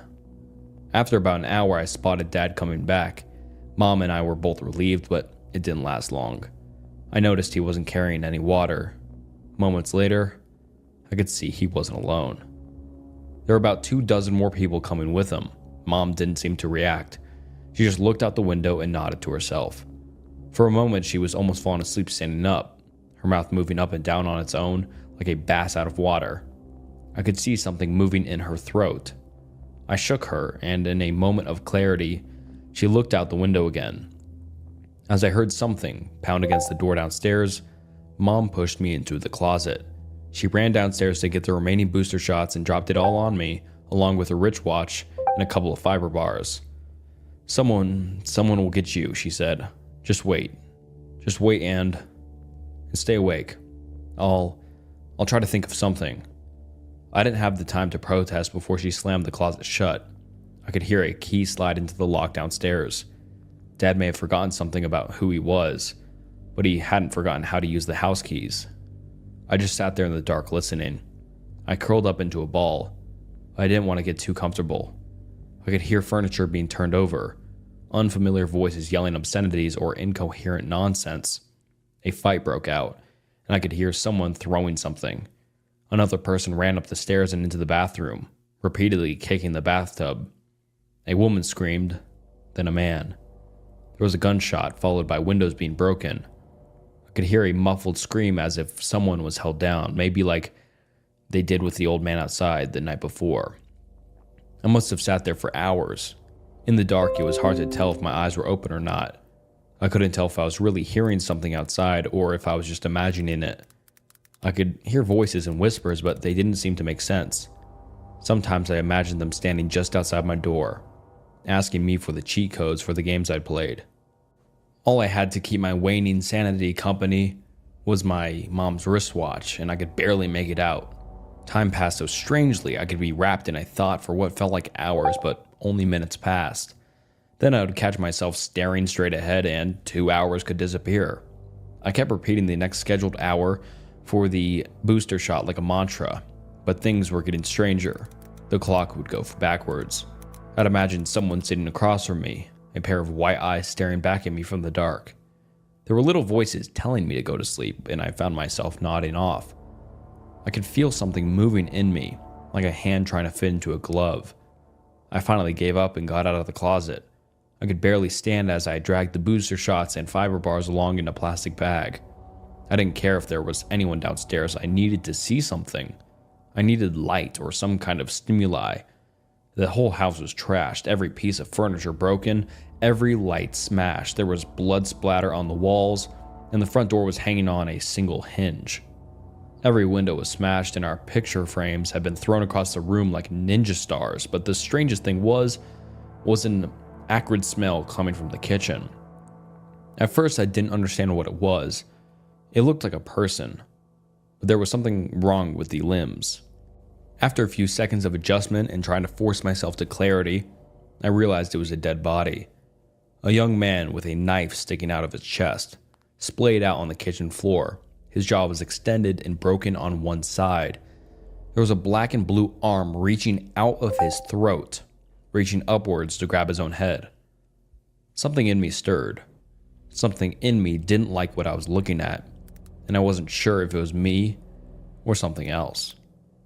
I tried to push it down with a fiber bar, which strangely worked. I made my way outside in a daze. I didn't know what to do. Part of me wanted to find my parents, and another part of me wanted to just get out of town. I wanted to look for a bike or just start walking or catch a bus. Of course, there were no buses to catch, but my sleep-deprived mind couldn't separate fact from fiction anymore. That entire night was one long living nightmare. I kept imagining things coming out of the dark. I could hear voices telling me to turn around, to stop, to run all at once, and none at all.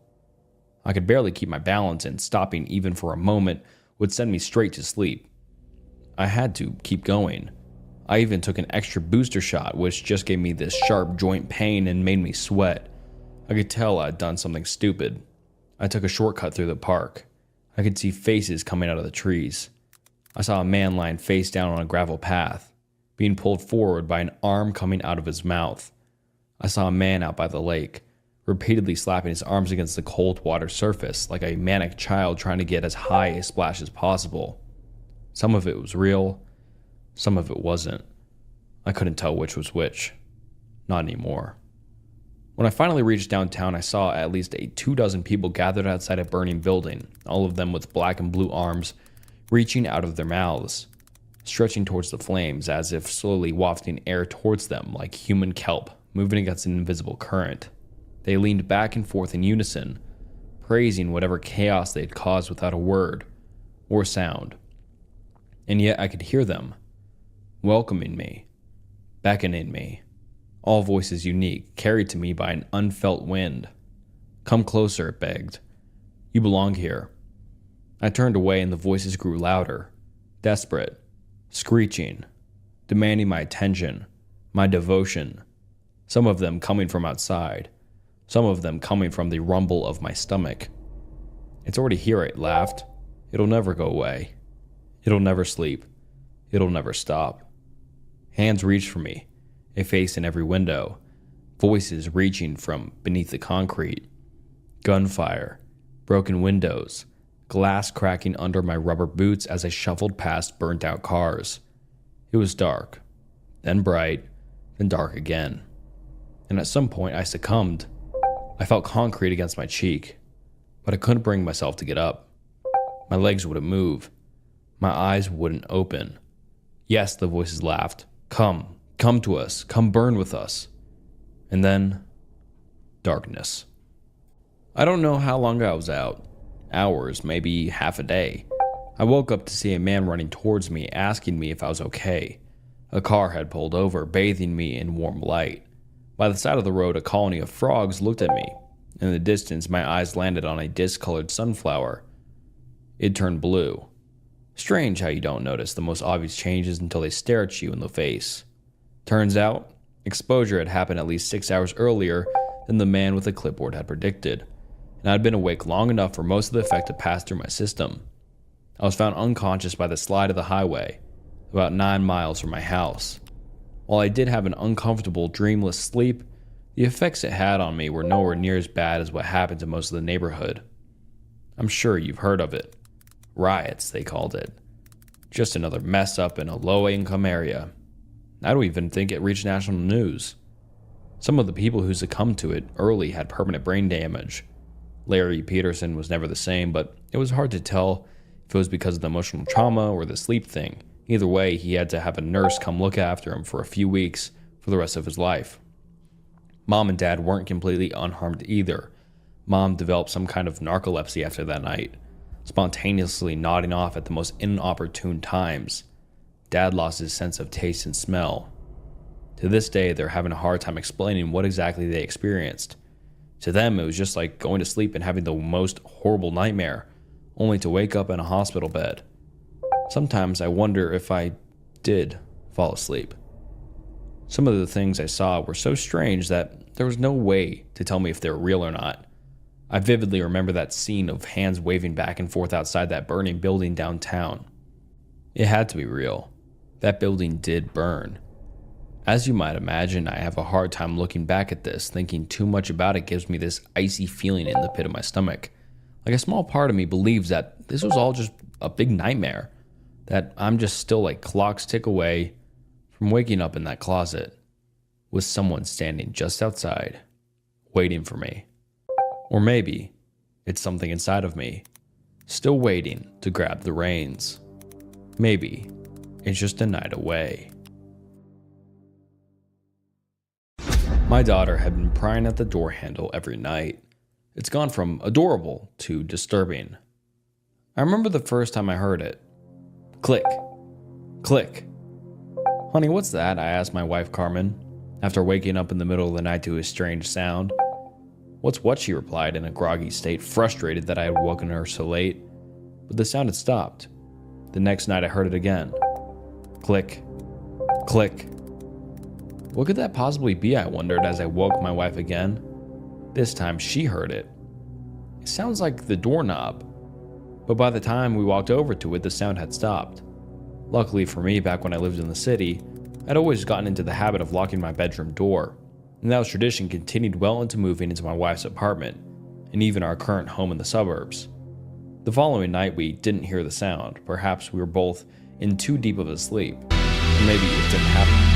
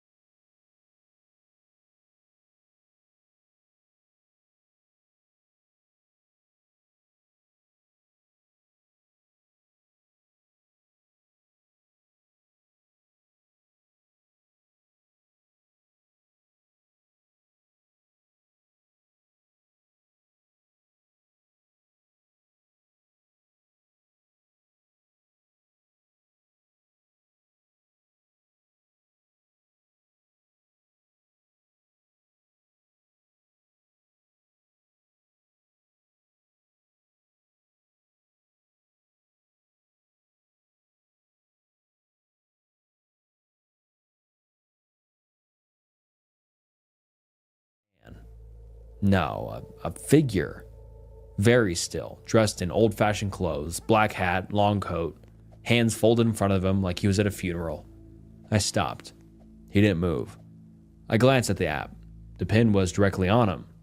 Against my better judgment, I rolled down the window a few inches. Hey, you M? The figure nodded once.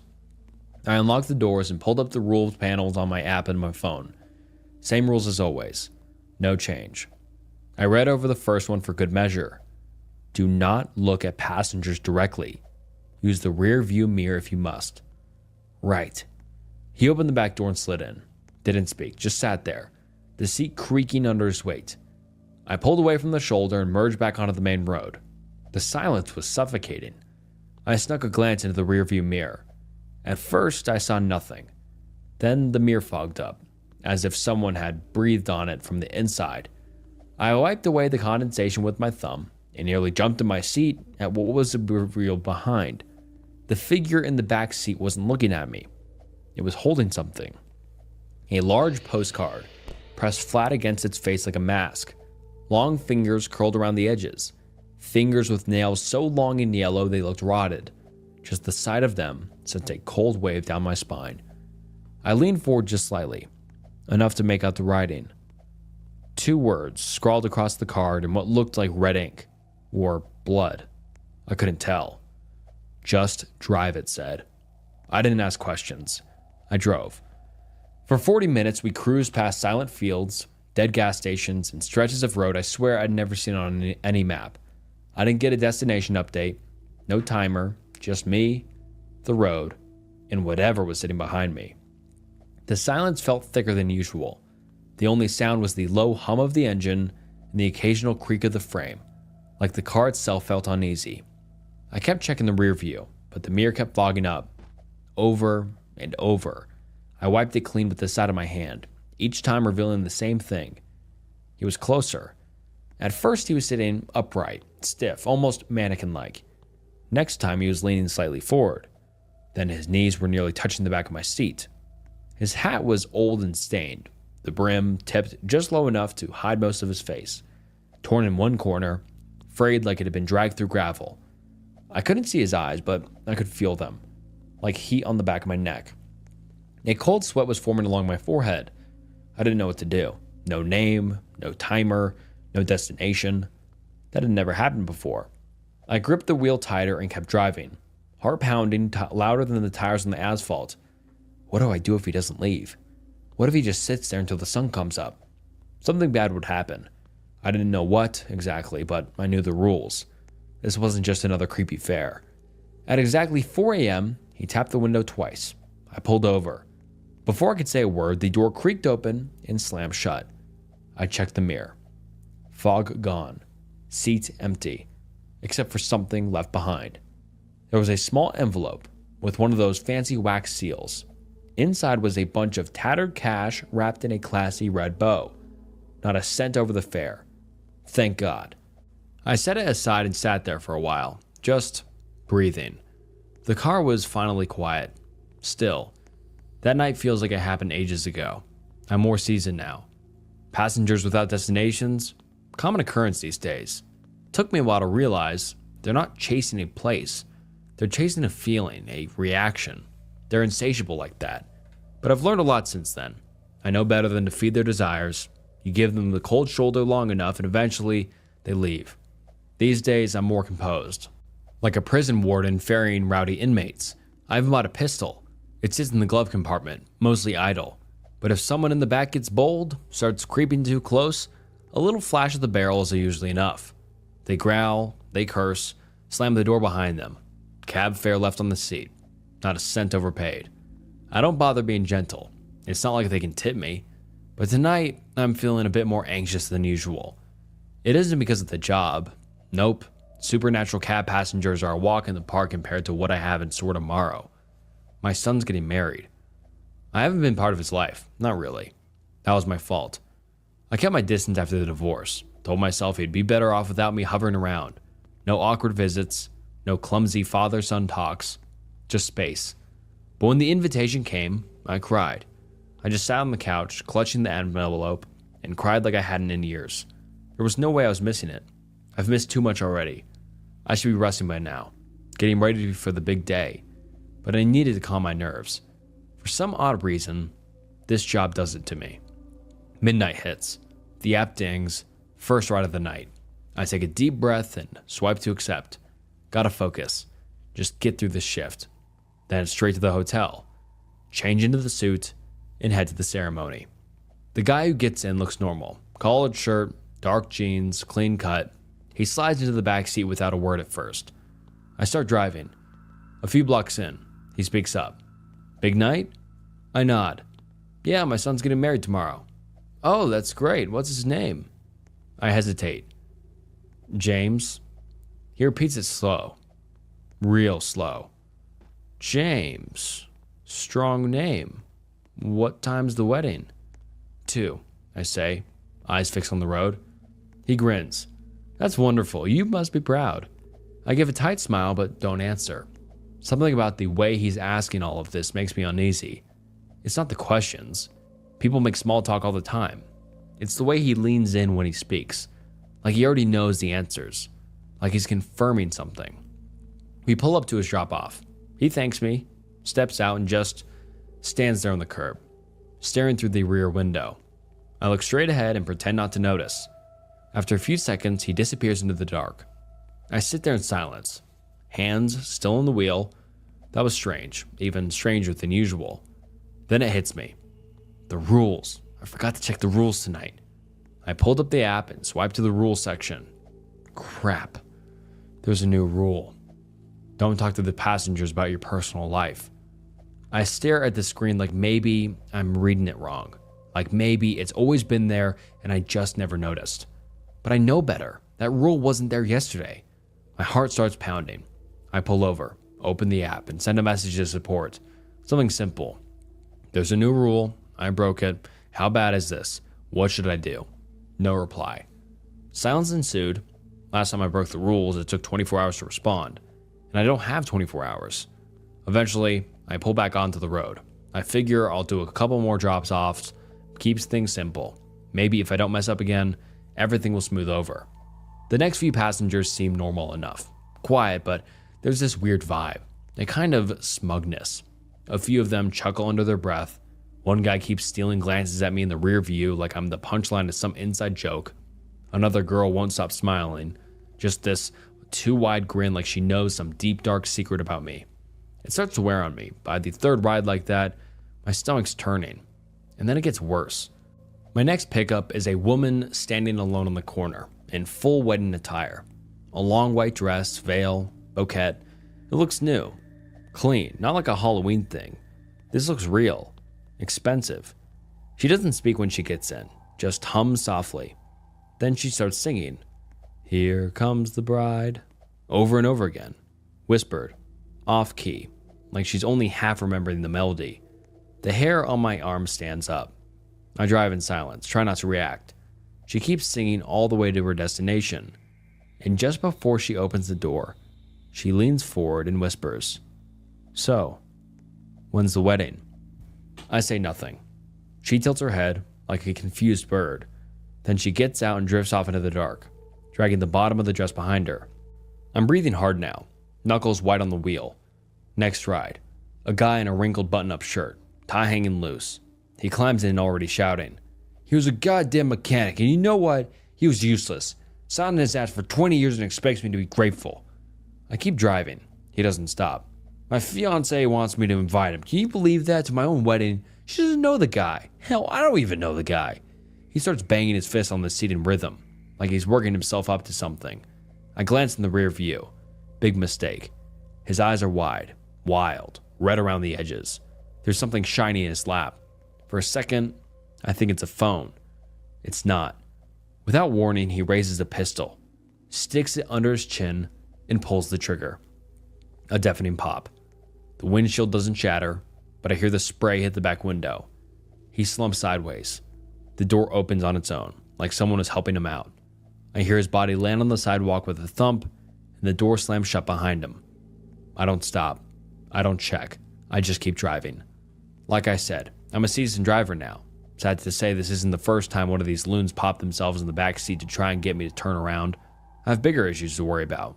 The rule break hung heavy in my head, and I still haven't heard back from support. The next passenger looked relatively normal. Clean cut, mid-20s, button-down shirt tucked into dark jeans. He smiled as he climbed into the back seat. Polite nod, no words.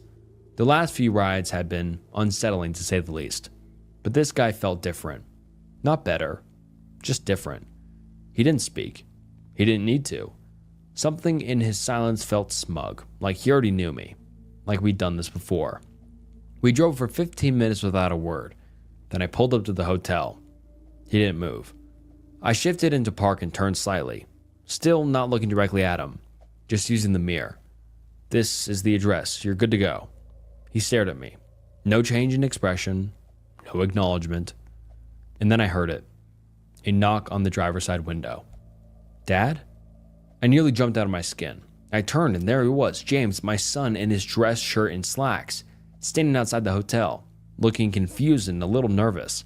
The same hotel he and the groomsmen were staying at tonight. How could I forget? I forced a smile. Oh, hey son, just dropping someone off. You nervous for tomorrow? He squinted at me like something was off. Yeah, can we talk? My stomach tightened. I had to get this guy out of the car. Sure, just let me finish this ride. I'll come inside after, okay? His eyes drifted past me to the back seat. Troy? He said. I froze. The figure in the back seat leaned forward, resting his elbows casually on the front headrest. His smile widened. Hey man, can you believe this? I ran into your pops and figured we'd do a quick beer run before the big day. Hop in. My blood went cold. No. That isn't Troy, I thought to myself. But I couldn't tell James that. I don't know what would happen if I did. This was bad, really bad. No, James said, shaking his head in disbelief. Troy, you were just inside. You were with the guys. How did he get out here so fast? The figure didn't break character. He laughed like it was a shared joke between friends. James looked between us, clearly unnerved. Dad? Who is that? I didn't wait for the thing in the back to answer. This couldn't go on for any longer. I slammed the car into drive and tore out of the parking lot. Tires screeching, engine roaring. In the mirror, James was yelling something, running after us. I couldn't hear him. You're gonna miss the wedding, the thing said, voice perfectly calm. That's not very fatherly of you. Shut up, I snapped. You're not getting in my head. Oh, come on, it cooed. Don't be like that. Your son talks about you all the time, to me, to everyone. I kept my eyes on the road, jaw clenched so tight I could feel it in my temples. Although, he doesn't say good things. You're not a good father, Ben. Shut up, I hissed, tears bubbling in the corner of my eyes. You miss birthdays, miss milestones. What are you even doing now? Trying to show up at the last second and pretend it means something? I gripped the wheel even harder. I wanted to slam the brakes, throw open the door, and drag this thing out by whatever skin it had stolen. Oh, don't be like that, Ben. I have something that'll cheer you up, it whispered. Just keep driving, all the way until the sun comes up. I have something to show you. I didn't respond. I didn't need to. My phone buzzed on the seat beside me. James, again. I didn't answer. The only sound in the car was the hum of the tires and that thing breathing behind me. Waiting. I wasn't sure what to do now. The passenger gave me a drop-off and refused to get out. That hasn't really happened before. There's no way for me to force it out either, not without looking directly at it. If I couldn't get this guy to leave before the sun came up, I was screwed. It was useless. I pulled over hard, tires kicking up dust on the shoulder of the road. The thing in the back doesn't flinch, just smiles like it's been waiting for this moment all night. I open the glove box and take out my Glock 45. Oh, it says. That didn't take long. You already getting tired of me, Ben? I don't answer. I close my eyes and take a few deep breaths. Oh, Ben, you don't have to do this. You're gonna miss out on all the fun I have in store. I don't even turn around. I raise the gun behind me, steady my breathing, and pull the trigger. The shot is deafening in the confined space. I don't look. I just sit there, ears ringing, heart thudding. I wait for a moment, for another voice, but there's nothing. I finally peek into the rearview mirror once again. It slumped over in the seat, still smiling but quiet now, unmoving. I knew that wasn't going to kill this thing, but it still felt good. I just needed to shut it up for a minute. If it wasn't going to leave, so be it. I had to come to terms with that fact. I wasn't going to make it to the wedding. I was going to abandon my son again, this time for good. The least I could do was say sorry, tell him I loved him. I just wish I could have done it sooner. Damn it, I wish I had more time. I pull out my phone, hand shaking. I try to call James back, but it goes straight to voicemail. I speak through the lump in my throat.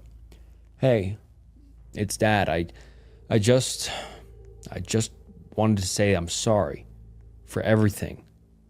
I should have been there for you. I should have been better.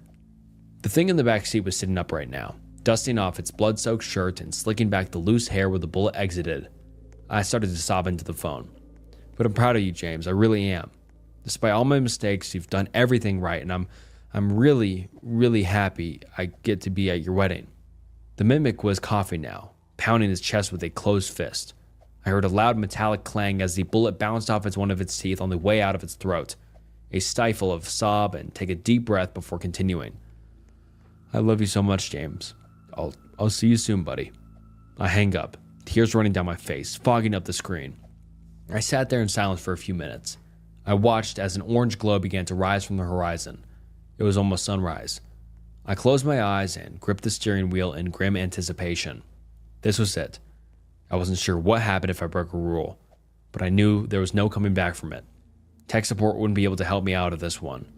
Then I hear clapping. Soft. Slow. I look up. In the rear view, I see this thing clapping and wearing a wide smile. Only this time, it doesn't look as smug. It appears sincere. Genuine. Nice job, Ben, it says. Really touching. It drops a handful of bills into the seat beside it and steps out of the vehicle. It ducks its head inside to give one final farewell. Congrats on your son's wedding. Then it was gone, just before the sunrise. I'm not sure why I decided to leave. All the night passengers want something, a reaction, a release. Most of the time, it is something mean-spirited. They crave anger, heartbreak, desperation. Maybe this one was benevolent. Maybe it needed to experience something heartfelt, something real. God knows I needed it too. I'm just glad it's all over. I didn't take any more rides for the rest of the night. I went home, scrubbed the blood off the back seat even though there wasn't any, changed the air freshener even though it still smelled new, took a long, hot shower, put on the student hat worn in years. When I looked in the mirror, I almost didn't recognize myself. I didn't look any different, but I felt different. I wasn't ashamed of the man that looked back at me. I was going to be a new person. I knew it was too late to be a good dad. I've been away too long to fix that, but he would always be my son, and he needed to know that I was never going to abandon him again. I got in the car, not for work, just to drive to the wedding. And for the first time in a long time, I felt something that almost scared me more than a lifetime of ferrying supernatural passengers. And alright guys, that wraps up some frightening Reddit stories. I hope you enjoyed this video. I love all these stories. I thought all these stories were super unique.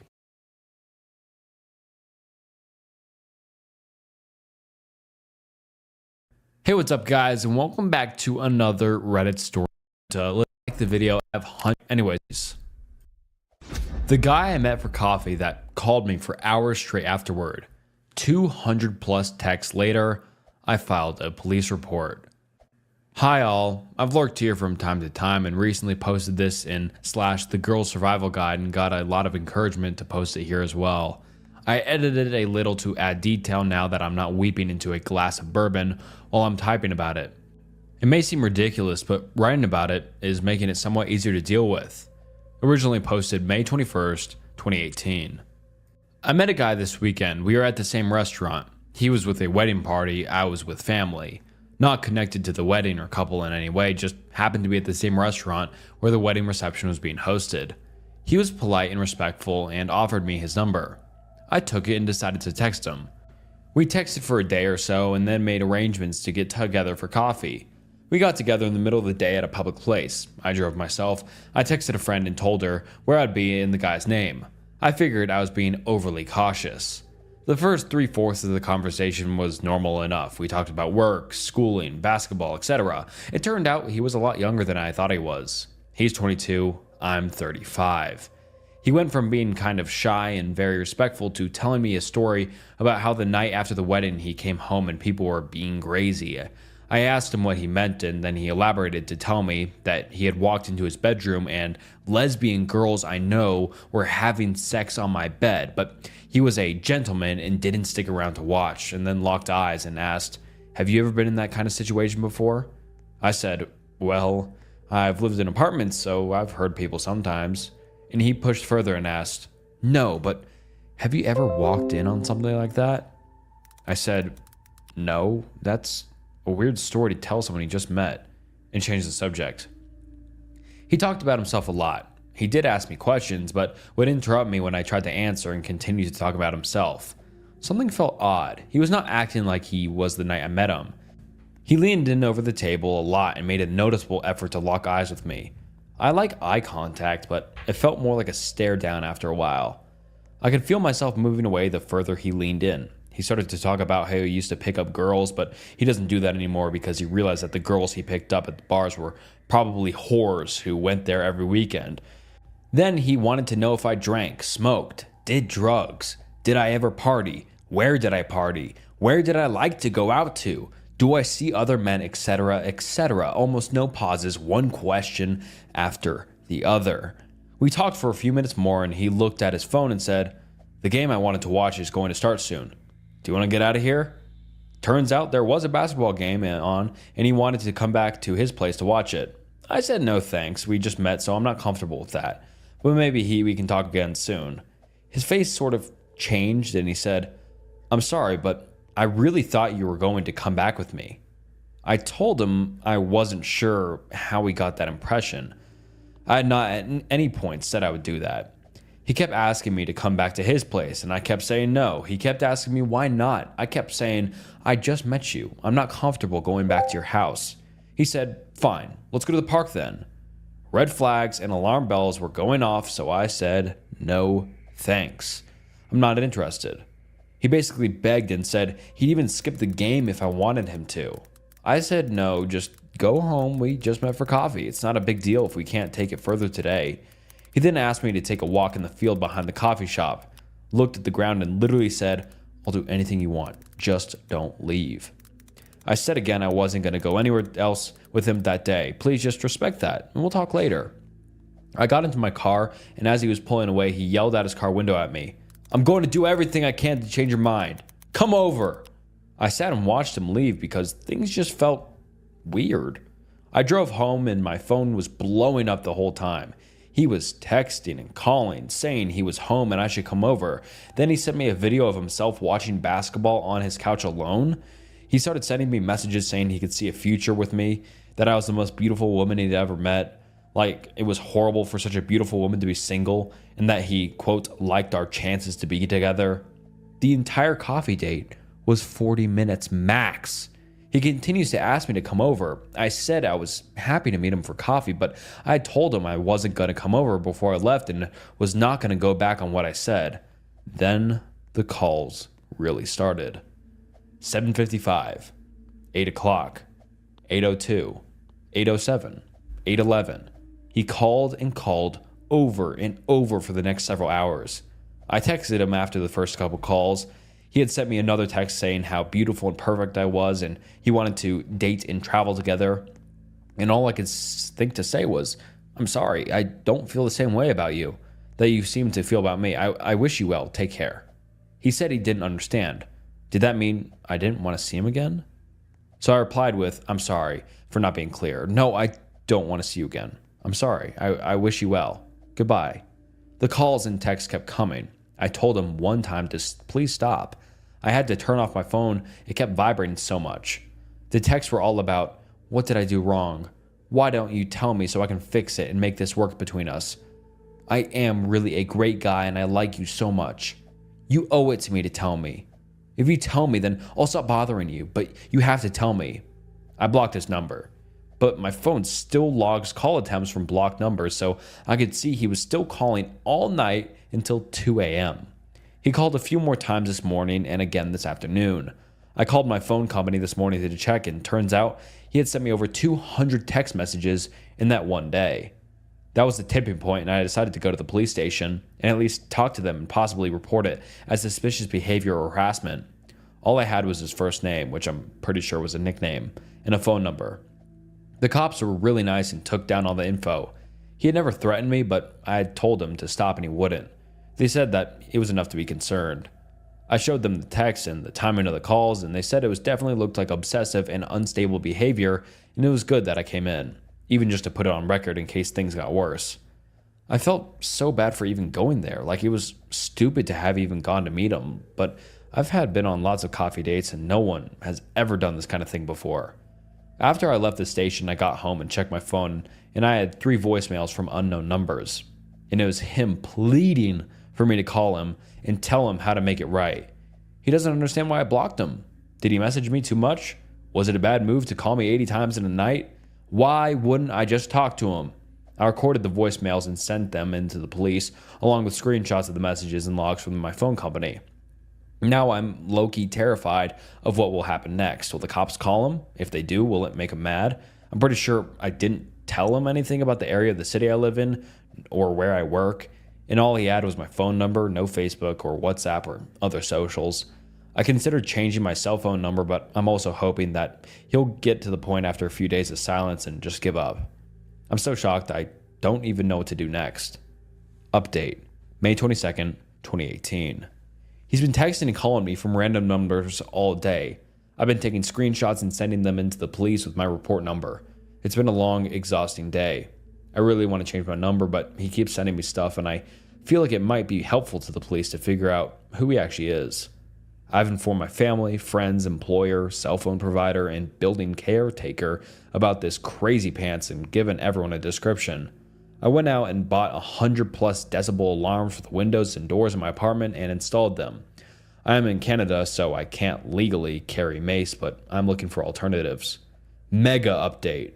Today he wrote me a very long-winded message, asking for another chance and begging forgiveness. He said, I was just overly excited to meet such a beautiful and well-endowed woman, and that he needed just one chance to show you my true worth. Pleading for me to reply and come meet him. And he signed his name at the bottom. I had heard it slightly wrong and didn't have the right spelling in my phone. I went on Facebook and found his profile. He had 0 security settings. He's not friends with anyone I know. I copied that link and sent it off to the cops. I am torn between really hoping they can talk some sense into him and being terrified that if the police confront him that he will become even crazier. I would have slept easier if I'd changed my number right away, but I might never have gotten his real name and profile if I had. I doubt the cops will do much until he starts threatening me. Now I'm torn. Do I change it and sleep better at night, or let him keep screaming into the silence while I collect more evidence? Is it worth it? I keep thinking, all he has is my number. Update, May 28th, 2018. The last contact I had from my coffee date was 4-ish days ago when he called me at 12:56 a.m. on the 24th. He'd been texting me from the same number a few days earlier, when he sent me the charming message about me being so well endowed, so I'm pretty sure it was him. I'm admittedly feeling a little burnt out. I'm taking tomorrow off work to try and chill out. This has been a lot to handle along with work and life in general. I haven't really heard from the cops. I've gotten back a couple of confirmations that they've added my screen caps and voicemail recordings to the file, but nothing else. He hasn't been threatening me and his enthusiasm seems to be dying down, so I doubt I'll hear much unless things change. Here's hoping there aren't more reasons for the police to become more involved than just saying, thanks for the info, we've added it to your file. They have his names, pic, and Facebook profile. I've blocked him on Facebook and hidden all my profile pics. I haven't gotten any friend requests on any of my social medias. I'm being cautious when I go out. The alarms are helpful, both magnetic and glass break ones have been installed. At least if this dumb kid managed to figure out where I live and tried to get in, I would hear something and be able to get the fuck out. I slashed a hammer between my headboard and my mattress. It feels gross every time I get into bed and hear it tap lightly against the wall, but I'm glad it's there. Thanks for the concern. Everyone, I'm safe. Things are calming down. He knows how to reach me. I know how to send screen caps to the cops. That's about where our relationship is at right now. Update, March 17th, 2020. I haven't looked at this account since my last update, and now that most of the world is under quarantine, it occurred to me to sign in and take a look. First of all, many thanks to everyone who reached out to see if I'm okay. I'm totally okay. At the time, I was terribly freaked out and just wanted to not think about this whole thing anymore. I hope no one worried too much, and I'm sincerely sorry if you did. I'm glad that I made the initial post because I was so overwhelmed it was really difficult to work through. Things are 100% better now, so thank you all for the support. I had a few weeks of silence after the last update, and then I got 2 or 3 calls from an odd number, a landline that I could do a reverse 411 lookup on. The address was from the area around the coffee shop where we met, and I recalled that he had told me that he lived a couple blocks over while he was trying to get me back to come over to his basement. I sent the screenshot of the calls and the address of the police email I had been given and made the choice to change my phone number. It was a giant PITA, but I absolutely slept better. I have been back to the restaurant twice and never saw him, and I'm never in the area where we met in the coffee. It still makes me nervous if I see someone who looks like him, but I try to remind myself that the way he acted means he would latch on with a death grip to anyone who gave him the time of day, so he's likely set his sights elsewhere now, which is, in its own way, kind of terrifying. I hope he figures his shit out and that other women he encounters get treated better than I did. I hope you're all well and staying safe inside and safe. Hearts. Some woman stood in my flat, right next to the shower curtain. This happened a few years ago, in my old one-person flat. I had a strange feeling that something wasn't right for a few days, like I was sure that food in the fridge was less than I put back the last time. I found pillows from my couch on the floor, stuff like that. I lived alone back then, so there wasn't anyone else with access to my flat. Or so I thought. Well, one night I woke up around 1 in the morning, sweating, and even though I don't remember, was sure I woke from a nightmare. Since I was drenched in sweat, I decided to take a shower, so I put my phone up in the bathroom for music, turned on the water, and enjoyed my shower. A few minutes in, I heard the door move. I never close it, but it still never moves. I took a look at the shower curtain and saw a shadow against it, and a look at my phone confirmed someone was there, since I could clearly see a reflection in my screen that showed someone standing next to the shower curtain. It took me a lot not to scream and to keep acting like I didn't notice anything, while silently taking the shower head off the holding and turning the water all the way to hot. I'm still kind of impressed of that quick thinking. Our water got really hot when you cranked it all the way to hot, and a few seconds later steam was rising and the water hurt my feet flowing to the drain. I turned around, ripped the shower curtain open, and held the shower head right at the person behind it. It was a woman who screamed in pain. I whacked her in the face with the shower head and jumped out of the shower and ran to the door, taking the key out of the lock and locking it closed behind me. A little later, she started to bang on the door, but the door didn't give. Thank God for German quality work. I called the cops and went to the kitchen to get my big kitchen knife, just for safety. I felt like my throat was closing up when I saw it missing, and realized there's only one place where it could possibly be right now. The police came and arrested the woman, who turned out to have been a former person living in the flat and was evicted after not paying rent. Seems she made a copy of the key and came into the flat when I was at work and sometimes at night. It's possible that what woke me up in the first place was her, and honestly, I don't even want to think about that. Ever since then, I always insist that the locks are changed when I move into a new place. Edit: since a lot of people ask, I found the knife later in the bathroom, so she definitely brought it with her and either the police disarmed her or she dropped it herself at any point.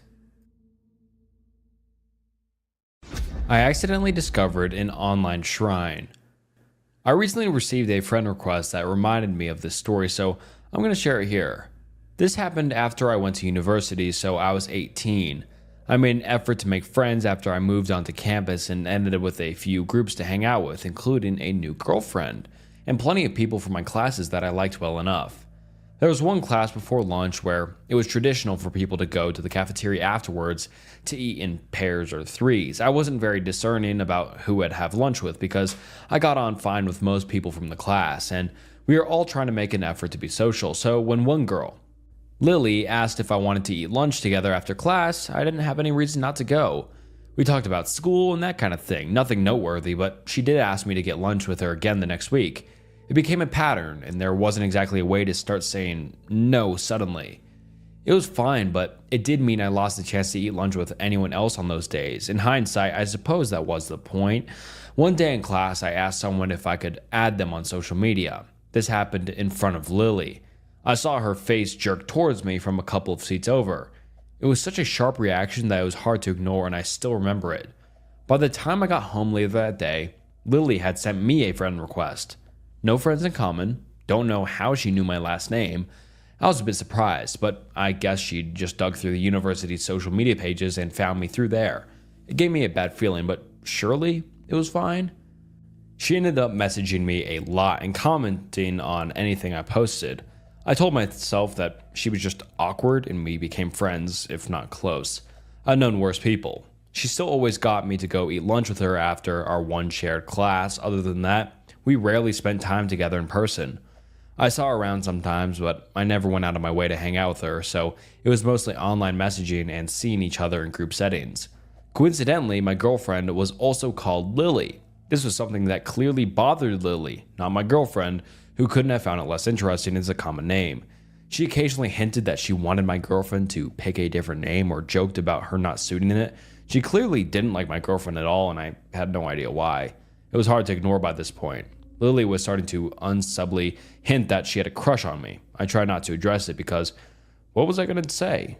I've never known what to do when a friend makes a pass at me. I was also not interested in the least, even ignoring the weird stuff she pulled. Lily was not my type at all. She tended to dress and act in a way somewhere between a 50s housewife and one of those adults who is still obsessed with Disney princesses, if you can picture that. Things took an uncomfortable turn on the day of our last shared class of the year. Instead of asking me to lunch like she usually did, Lily asked if I'd go for a walk with her. Again, I didn't exactly know how to refuse, so I said all right. Our campus was bordered by a large patch of woodland. Lily led me into the woods and the sounds of our fellow students slowly faded away. She sat down on a log and I joined her. She started talking about how she was going to miss me over the summer.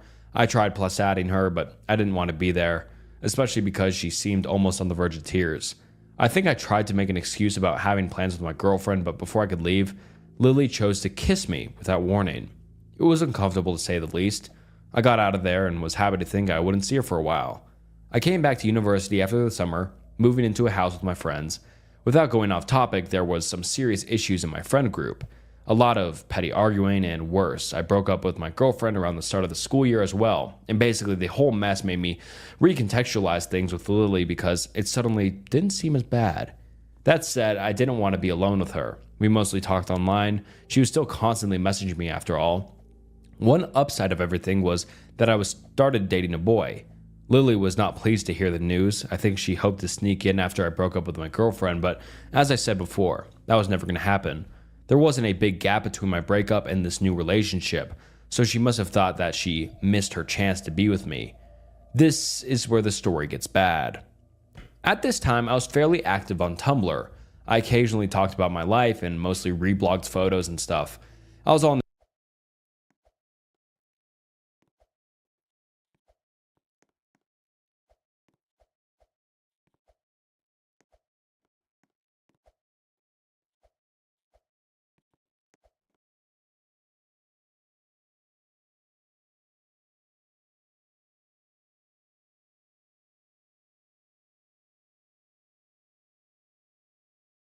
broke up with my girlfriend, but as I said before, that was never going to happen.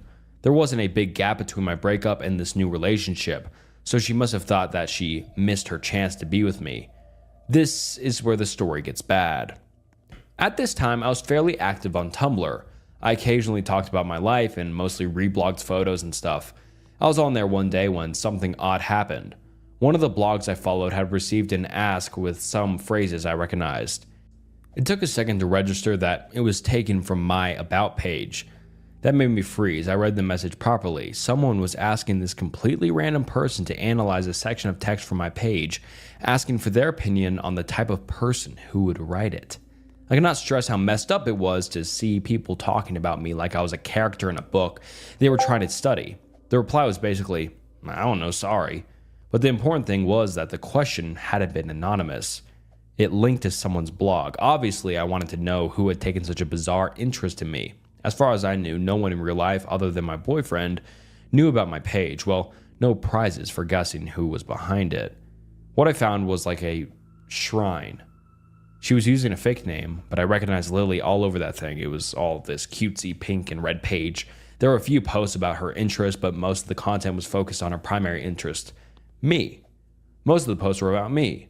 There were accounts of things I'd done recently. He told me about such and such. He went to a nightclub recently, etc. As well as references to things from as far back as I'd known her. It was clear she had been keeping tabs on me, both online and offline, gathering up every scrap of information she could about my life and hoarding it here in her collection. She talked about us eating lunch together and how special our dates had been to her, as if it was anything more than acquaintances getting food after class. She talked about the time she had forcibly kissed me in the woods, but she wrote it as if it had been mutual. She quoted lyrics from my favorite song and talked about how she'd always been there for me, no matter who else came into my life. Lots of references to loving me just the way he is, which answered another mystery about an anonymous love letter I'd received earlier that year with the same wording. It got worse. There were a lot of posts about my boyfriend as well. Those weren't so nice. They got vicious, talking about how he didn't deserve me. He didn't know what he had. If she was with me, she'd be jealous of anyone else who came near me, so my boyfriend not being a jealous person meant he didn't love me. It was angry and hateful. I didn't like to think about that sort of person who could write so obsessively being fixated on me. One thing that didn't make sense at first was that the blog also made plenty of references to Lily's best friend, Steven. She had never mentioned this person to me. Her post talked a lot about Steven and how a great friend he was, and how much fun they had together, how he looked out for her, etc. I was trying to work out whether this was an online friend when one specific post made it all click. She had posted a photo and captioned it, "Steven sent this to me. He knew I would like it and love it," or something like that. The problem was the post was taken from my own page. I hadn't sent it to her.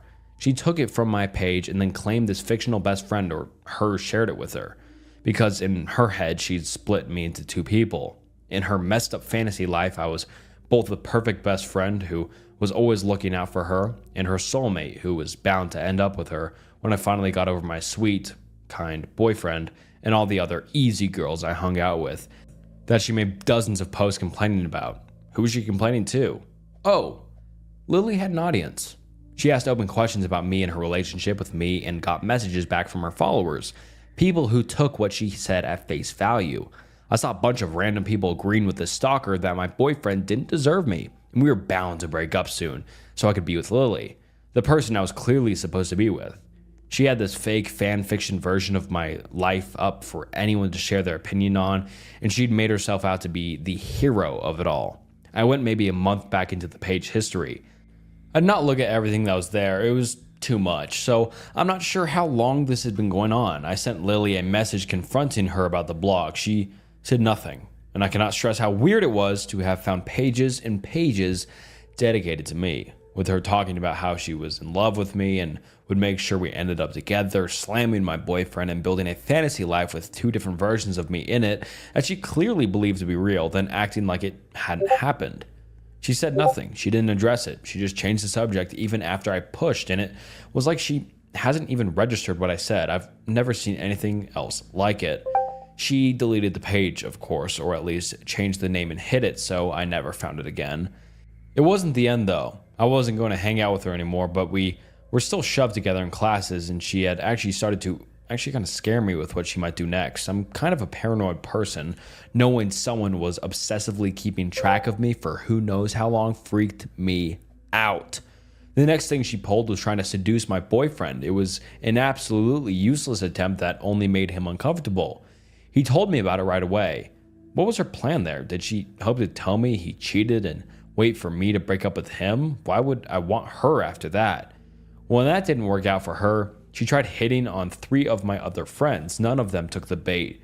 She ended up dating one of my former housemates for a while, but made sure to send me messages while they were together, letting me know she'd rather be with me. No thanks. Lily made sure to stay in my life the whole time I was at university. There was a time when I tried to pull away from her and she ended up starting rumors about me and damaging a career opportunity I put a lot of work into. I don't know what else she did behind my back, but it made me realize it was safer to let her think she was part of my life while ignoring her rather than doing something that would cause her to get angry. After I graduated, Lily still wanted to spend time together, but I knew I don't have to now. I made excuses about work and barely talked to her after that point. I almost entirely stopped posting on social media that I knew she knew about. Of course, she didn't give up that easily. She tried to start conversations, asked me to meet up with her, attempts I usually ignored. I didn't like to think she was still tracking me online, but she probably was. I don't know, but she'd occasionally reference things I mentioned online somewhere she shouldn't have known about. The last time we had a real conversation, she sent me a message out of nowhere. We hadn't spoken at all in months, and we hadn't talked about anything serious in much longer than that. Thinking about the conversation still makes my skin crawl, but I'll summarize what happened. At first, she asked me some questions about how long I knew I was queer. I told her some basic stuff, the kind of thing I'd tell anyone who asked. Then she changed the subject. She started talking about how would I feel about her if she was a boy, about wanting to be a boy for me. The messages quickly became fetishistic. She went into plenty of detail about fantasy she had of the two of us. Again, we were not friends at this point. We'd never been especially close, at least not from my perspective. And we had barely spoken for years. I can't imagine sending messages like that to even a close friend, let alone someone you barely know. I tried telling her not to pull this crap with me, but she decided to change tactics. She sent a photo of herself, followed by a bunch of messages, maybe 4 or 5 a minute, way too fast for me to reply before the next one arrived, basically quoting back what I told her about myself and my past earlier. She was telling me these things as if they had happened to her. She was role-playing as me. The worst part was that she seemed to believe it was real, that those things actually had happened to her, even when she was quoting me word for word, things I'd told her only hours before were now her life. It was like she was trying to absorb my history, to take it over, to make my life part of her. Yeah, I didn't talk to her again after that. I ignored future attempts she made to talk to me, and I eventually silently deleted her from the inactive social media, which was her only real way of contacting me. I really thought she might finally move on. A few days ago, she sent me a friend request. It's sitting there unanswered, but because I know if I delete it, she'll only send another one. Lily and I met nearly 12 years ago. This story is just the highlights, and even then, it's only the stuff I know about for sure. A lot happened behind my back, I know it did. So, girl who spent 12 years obsessing over me, fetishizing me, stalking me, and harassing me. Let's not meet again. The fantasy life you built for the two of us in your head is the only place you'll be seeing me anytime soon. I was a kid, home alone, and a fake Girl Scout cookie salesman wouldn't leave. Years ago, when I was 11 years old, I was staying home alone with only my little brother who was 7. At that time, it was only about 9 p.m., dark and pouring rain. We were reading in our room, right next to the front door with a big window and open blinds. That's when I hear the front doorbell ring followed by knocking. I thought my parents had arrived. Strange though that they didn't use the garage or their keys. I looked outside to see their car. Nothing but rain. As I approached the door, I hear a man's voice that was not my father's yell through the torrent. "Would you like some cookies? We're selling Girl Scout cookies." I'm shocked at this, considering the weather and time of day. Saying nothing, I checked the peephole and peer through the side window, only to see it was not a father with his girl as I expected. My heart dropped. Standing there was just a fully grown man, maybe in his late 50s, no box of cookies in sight, soaking on my doorstep. I can remember the gut-wrenching feeling of having to check the locks while he was right on the other side. For sure, he heard this. The 2 locks were the only things separating myself and brother from a potential monster. He continued to knock and mention his cookies. As I had considered calling the cops, that's when I remembered the blinds were open in my room where my brother was, with the light on. As I turn the corner into the doorway, I see the man carefully peering into our window, possibly eyeing my brother, distracted in his book. My heart was pounding now as I began to panic. In a move that took all of my willpower, I quickly turned off the lights and ran over to the window to close the blinds, in full view of the man. As fast as I could, I double-checked all the locks in the house, closed all the blinds, and told my brother to go hang out in one of the big closets in the interior of the house, no windows. I didn't tell him what was going on so he wouldn't be frightened. And for some reason, I never did call the cops or my parents. I just waited in the hallway until he left. Still thinking about it gives me shivers that so many things could have just gone wrong that night. My worst fear since is a stranger getting to the unlocked door before I do. Open the door. Please, come out. This story happened a few years ago. I was in my early 20s and was studying in Paris, France. I was going home from uni. I usually took a short bus ride and walked the rest of the way. That day, I felt slightly uncomfortable. I could sense some guy looking intensely at me. I was used to unpleasant, unsolicited gazes, but this time, his gaze felt beastly. It's hard to explain why, but I felt like a prey being stalked. I decided to get off the bus a few stops early. I wanted to avoid him and didn't want him to see where I usually got off. Like I learned in the movies, I waited until someone else pressed the stop button and waited until the last moment to stand up and leave. I didn't notice him getting off the bus. Just as I was feeling the relief of having escaped an uncomfortable situation, I looked over my shoulder, and there he was, a few meters behind.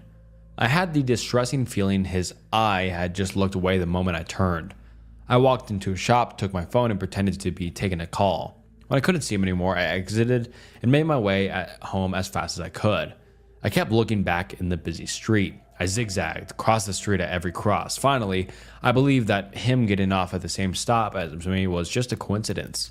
When I reached my building, I looked back one last time, and there he was, his alarming gaze on me, smirking.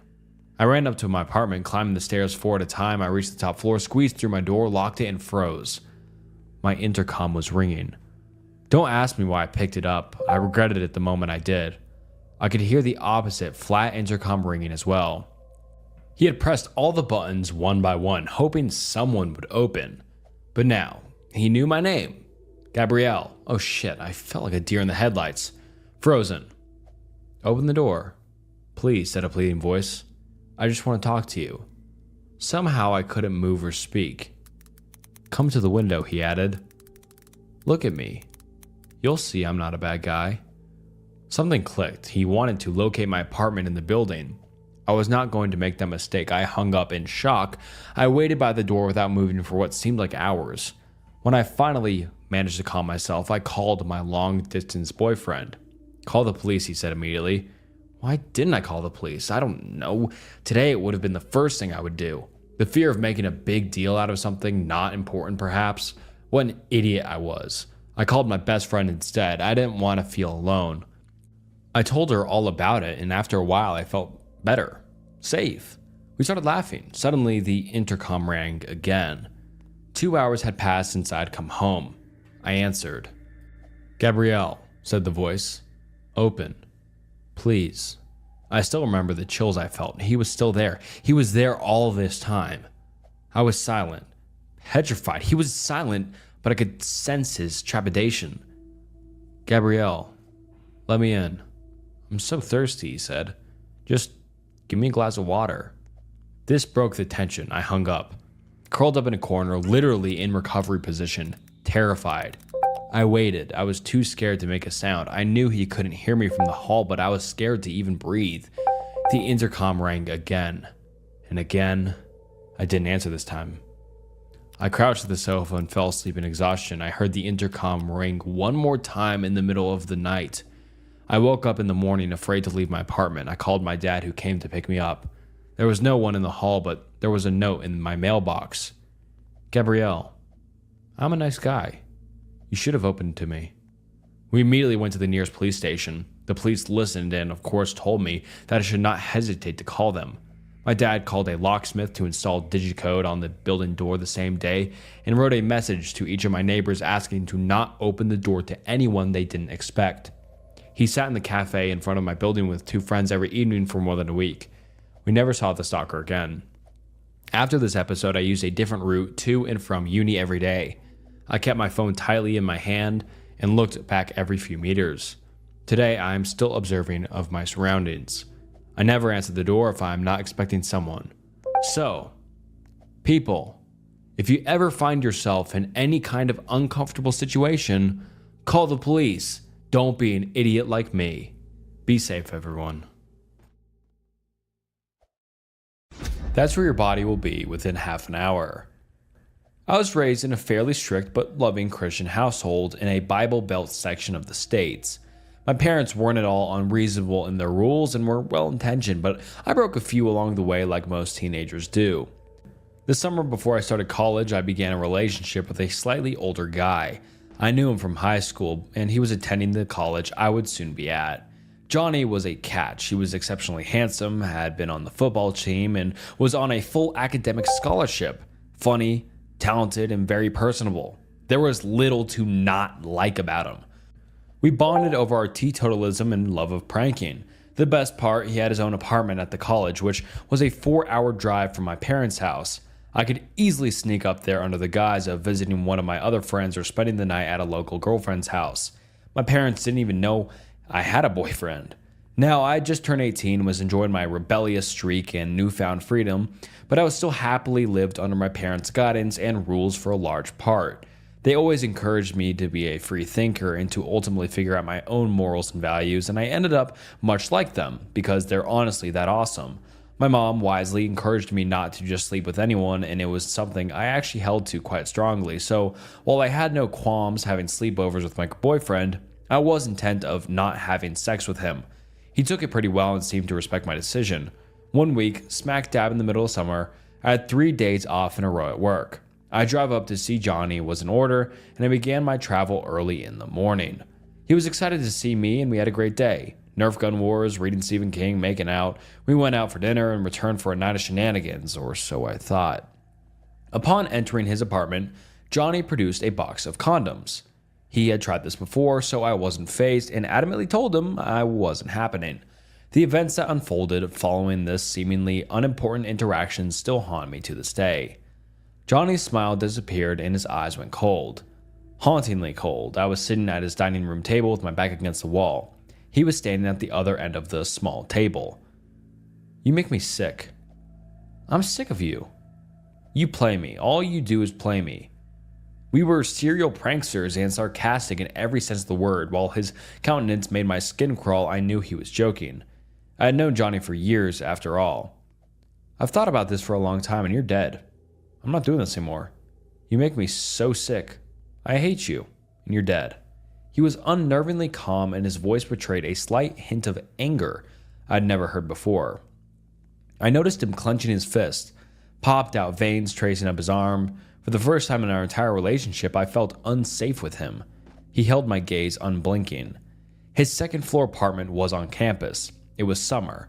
I had seen nobody else in the building, no other cars in the parking lot. Even if I could get past him, which I couldn't, my 2 options were unlocking the balcony door and jumping, or racing 15 feet down the hallway to the dead-bolted front door, which opened inwardly, and getting down a flight of stairs. Either scenario led to an empty parking lot. I would have to get to my car or run into the woods nearby. While athletic, I had no chance against him physically. I focused on him. Half of me just knew he was kidding. He had to be. He would break into laughter any second now, and he would return to our beautiful day. He continued talking. I can't repeat what he said. It was too graphic and specific to our location to write out in a public forum. He detailed the SA he had in store for me. If I survived, I'd be strangled in the nearby woods that carted off and dumped at a secluded spot we had explored together. He motioned to some bags he had on his counter. That's where your body will be within an hour. I had enough. His plan was too well thought out to be impromptu. I'm small, but I'm stubborn and would fight to the death if I had to. I also have a wicked straight face when I need to. It was my turn to hold his gaze with all the ferocity I could muster. I stood up and said the first thing that came to mind. I'm still proud of the unflinching calm I presented. Inside I was begging God not to let me die. You're real funny. I almost believed you for a second. Wouldn't you have worked anyways? Because what I was going to tell you before all that happened is my dad asked me to come home tonight. He needs help first thing in the morning with the garden for my mom's birthday because Kyle, my brother, hurt his back, and I told him I'd call him as soon as I was on the road within half an hour. It was a lie, and not a particularly good one, but the delivery was convincing. I dangled my phone in his face and told him he could explain to my dad why I wasn't coming home tonight if he wanted me to stay. Johnny's mouth was agape as he stared at me. I was just kidding, he mumbled, fist still clenched. See ya, I chirped, pushing past him. My gamble paid off. I grabbed my purse and shuffled down the hallway. I could feel his eyes burning through me and the electric energy in the room as I internally screamed at myself to move slowly. The deadbolt disengaged. I walked out and fought every urge to run down the stairs. I was too far from my car if he chased me to beat him, and I refused to give him the satisfaction of seeing me scared. I walked the entire length of the car park. I've always had a habit of parking as far out as possible, next to the woods he told me he would murder me in. I knew he was watching me the entire time. I could feel his eyes follow my every movement. As I drove out past his apartment, I saw his shadow in the balcony window. I waved. He stared. I drove a few miles to the nearest Walmart. It was only 8 and the sun was just starting to set. People milled through the parking lot, blissfully unaware of what I'd just gone through. I collapsed onto my steering wheel and broke down, bawling my eyes out. Then I drove the 4 hours back home. Stupidly, I didn't know how to process what happened and banished it to the recesses of my mind. I spent the next few years avoiding Johnny. The few times I thought about it, I blamed myself for being so naive. I finally told my mom 4 years after the fact and was able to process through it. So, possible murderer, ex-boyfriend who thankfully now lives about 10,000 miles away from me, let's not meet again. The blood-curdling scream that woke me up at 3 a.m. It was Christmas time. My wife and I were staying at her childhood home where her mother now lived all alone. Well, not if you include the cats. Meow. The house was on a quiet cul-de-sac in the suburbs. If you're picturing freshly mowed lawns, American flags, and empty sidewalks, you're picturing it right. It's a single-story home with an attached garage out front. The garage has 2 doorways, apart from the electric garage, of course. One leads to the garden and backyard. This had an old doggy door from their days with old dear Rip Max, that they covered with a piece of nailed-in wood. That at old age made me slightly uncomfortable before, but I figured it had been that way for years, so what's the worst that could happen? The second door leads to the kitchen. Hollow core. It could stop a mouse, but not much else. Definitely not something that wanted in or someone. We are asleep in my wife's childhood bedroom at the front of the house. 3 a.m. I was in that deep, dark recess of sleep. You know, you're in the diving bell and you're submerged hundreds of meters below the surface in black water, protected from the real world by miles of nothingness. Then I heard it. The scream. "What are you doing?" It was my mother-in-law's voice echoing down the hallway to me, lost in a sea of sleep. It sounded like a jet engine roaring past my eardrum. I bolted up. What happened next happened in a matter of seconds. But about that scream, even though I was dead asleep, I heard enough of it to sense an urgency behind it. This wasn't an, "oh, you scared me" type of scream. This was different, and I knew it. Not consciously, but my lizard brain, that piece we retained from our primitive ancestors, knew something was wrong. I watch and read a fair amount of true crime, and this scream awakened that horrible fear. The one that says, this can't really be happening to me, can it? Honestly, in that second of the night, it sounded like someone was about to be murdered. You ever wonder if you're a fight or flight type of individual? I always have, and I came to know something about myself after this night. I'm a fighter. I leaped out of my bed, growled. Yes, growled, in the manliest voice I could muster. "I'm gonna kill you, motherfucker," and took off running. I tore open the bedroom door and ran into the hallway. There, at the end, I saw my mother-in-law, nightgown on, look of utter shock on her face, standing still. We make eye contact as I continue towards her. Then she turns her head, looks directly into the kitchen. I hurry past her and round the corner into the kitchen. The hollow core door is obliterated, shards everywhere. I look through the open frame and see the electric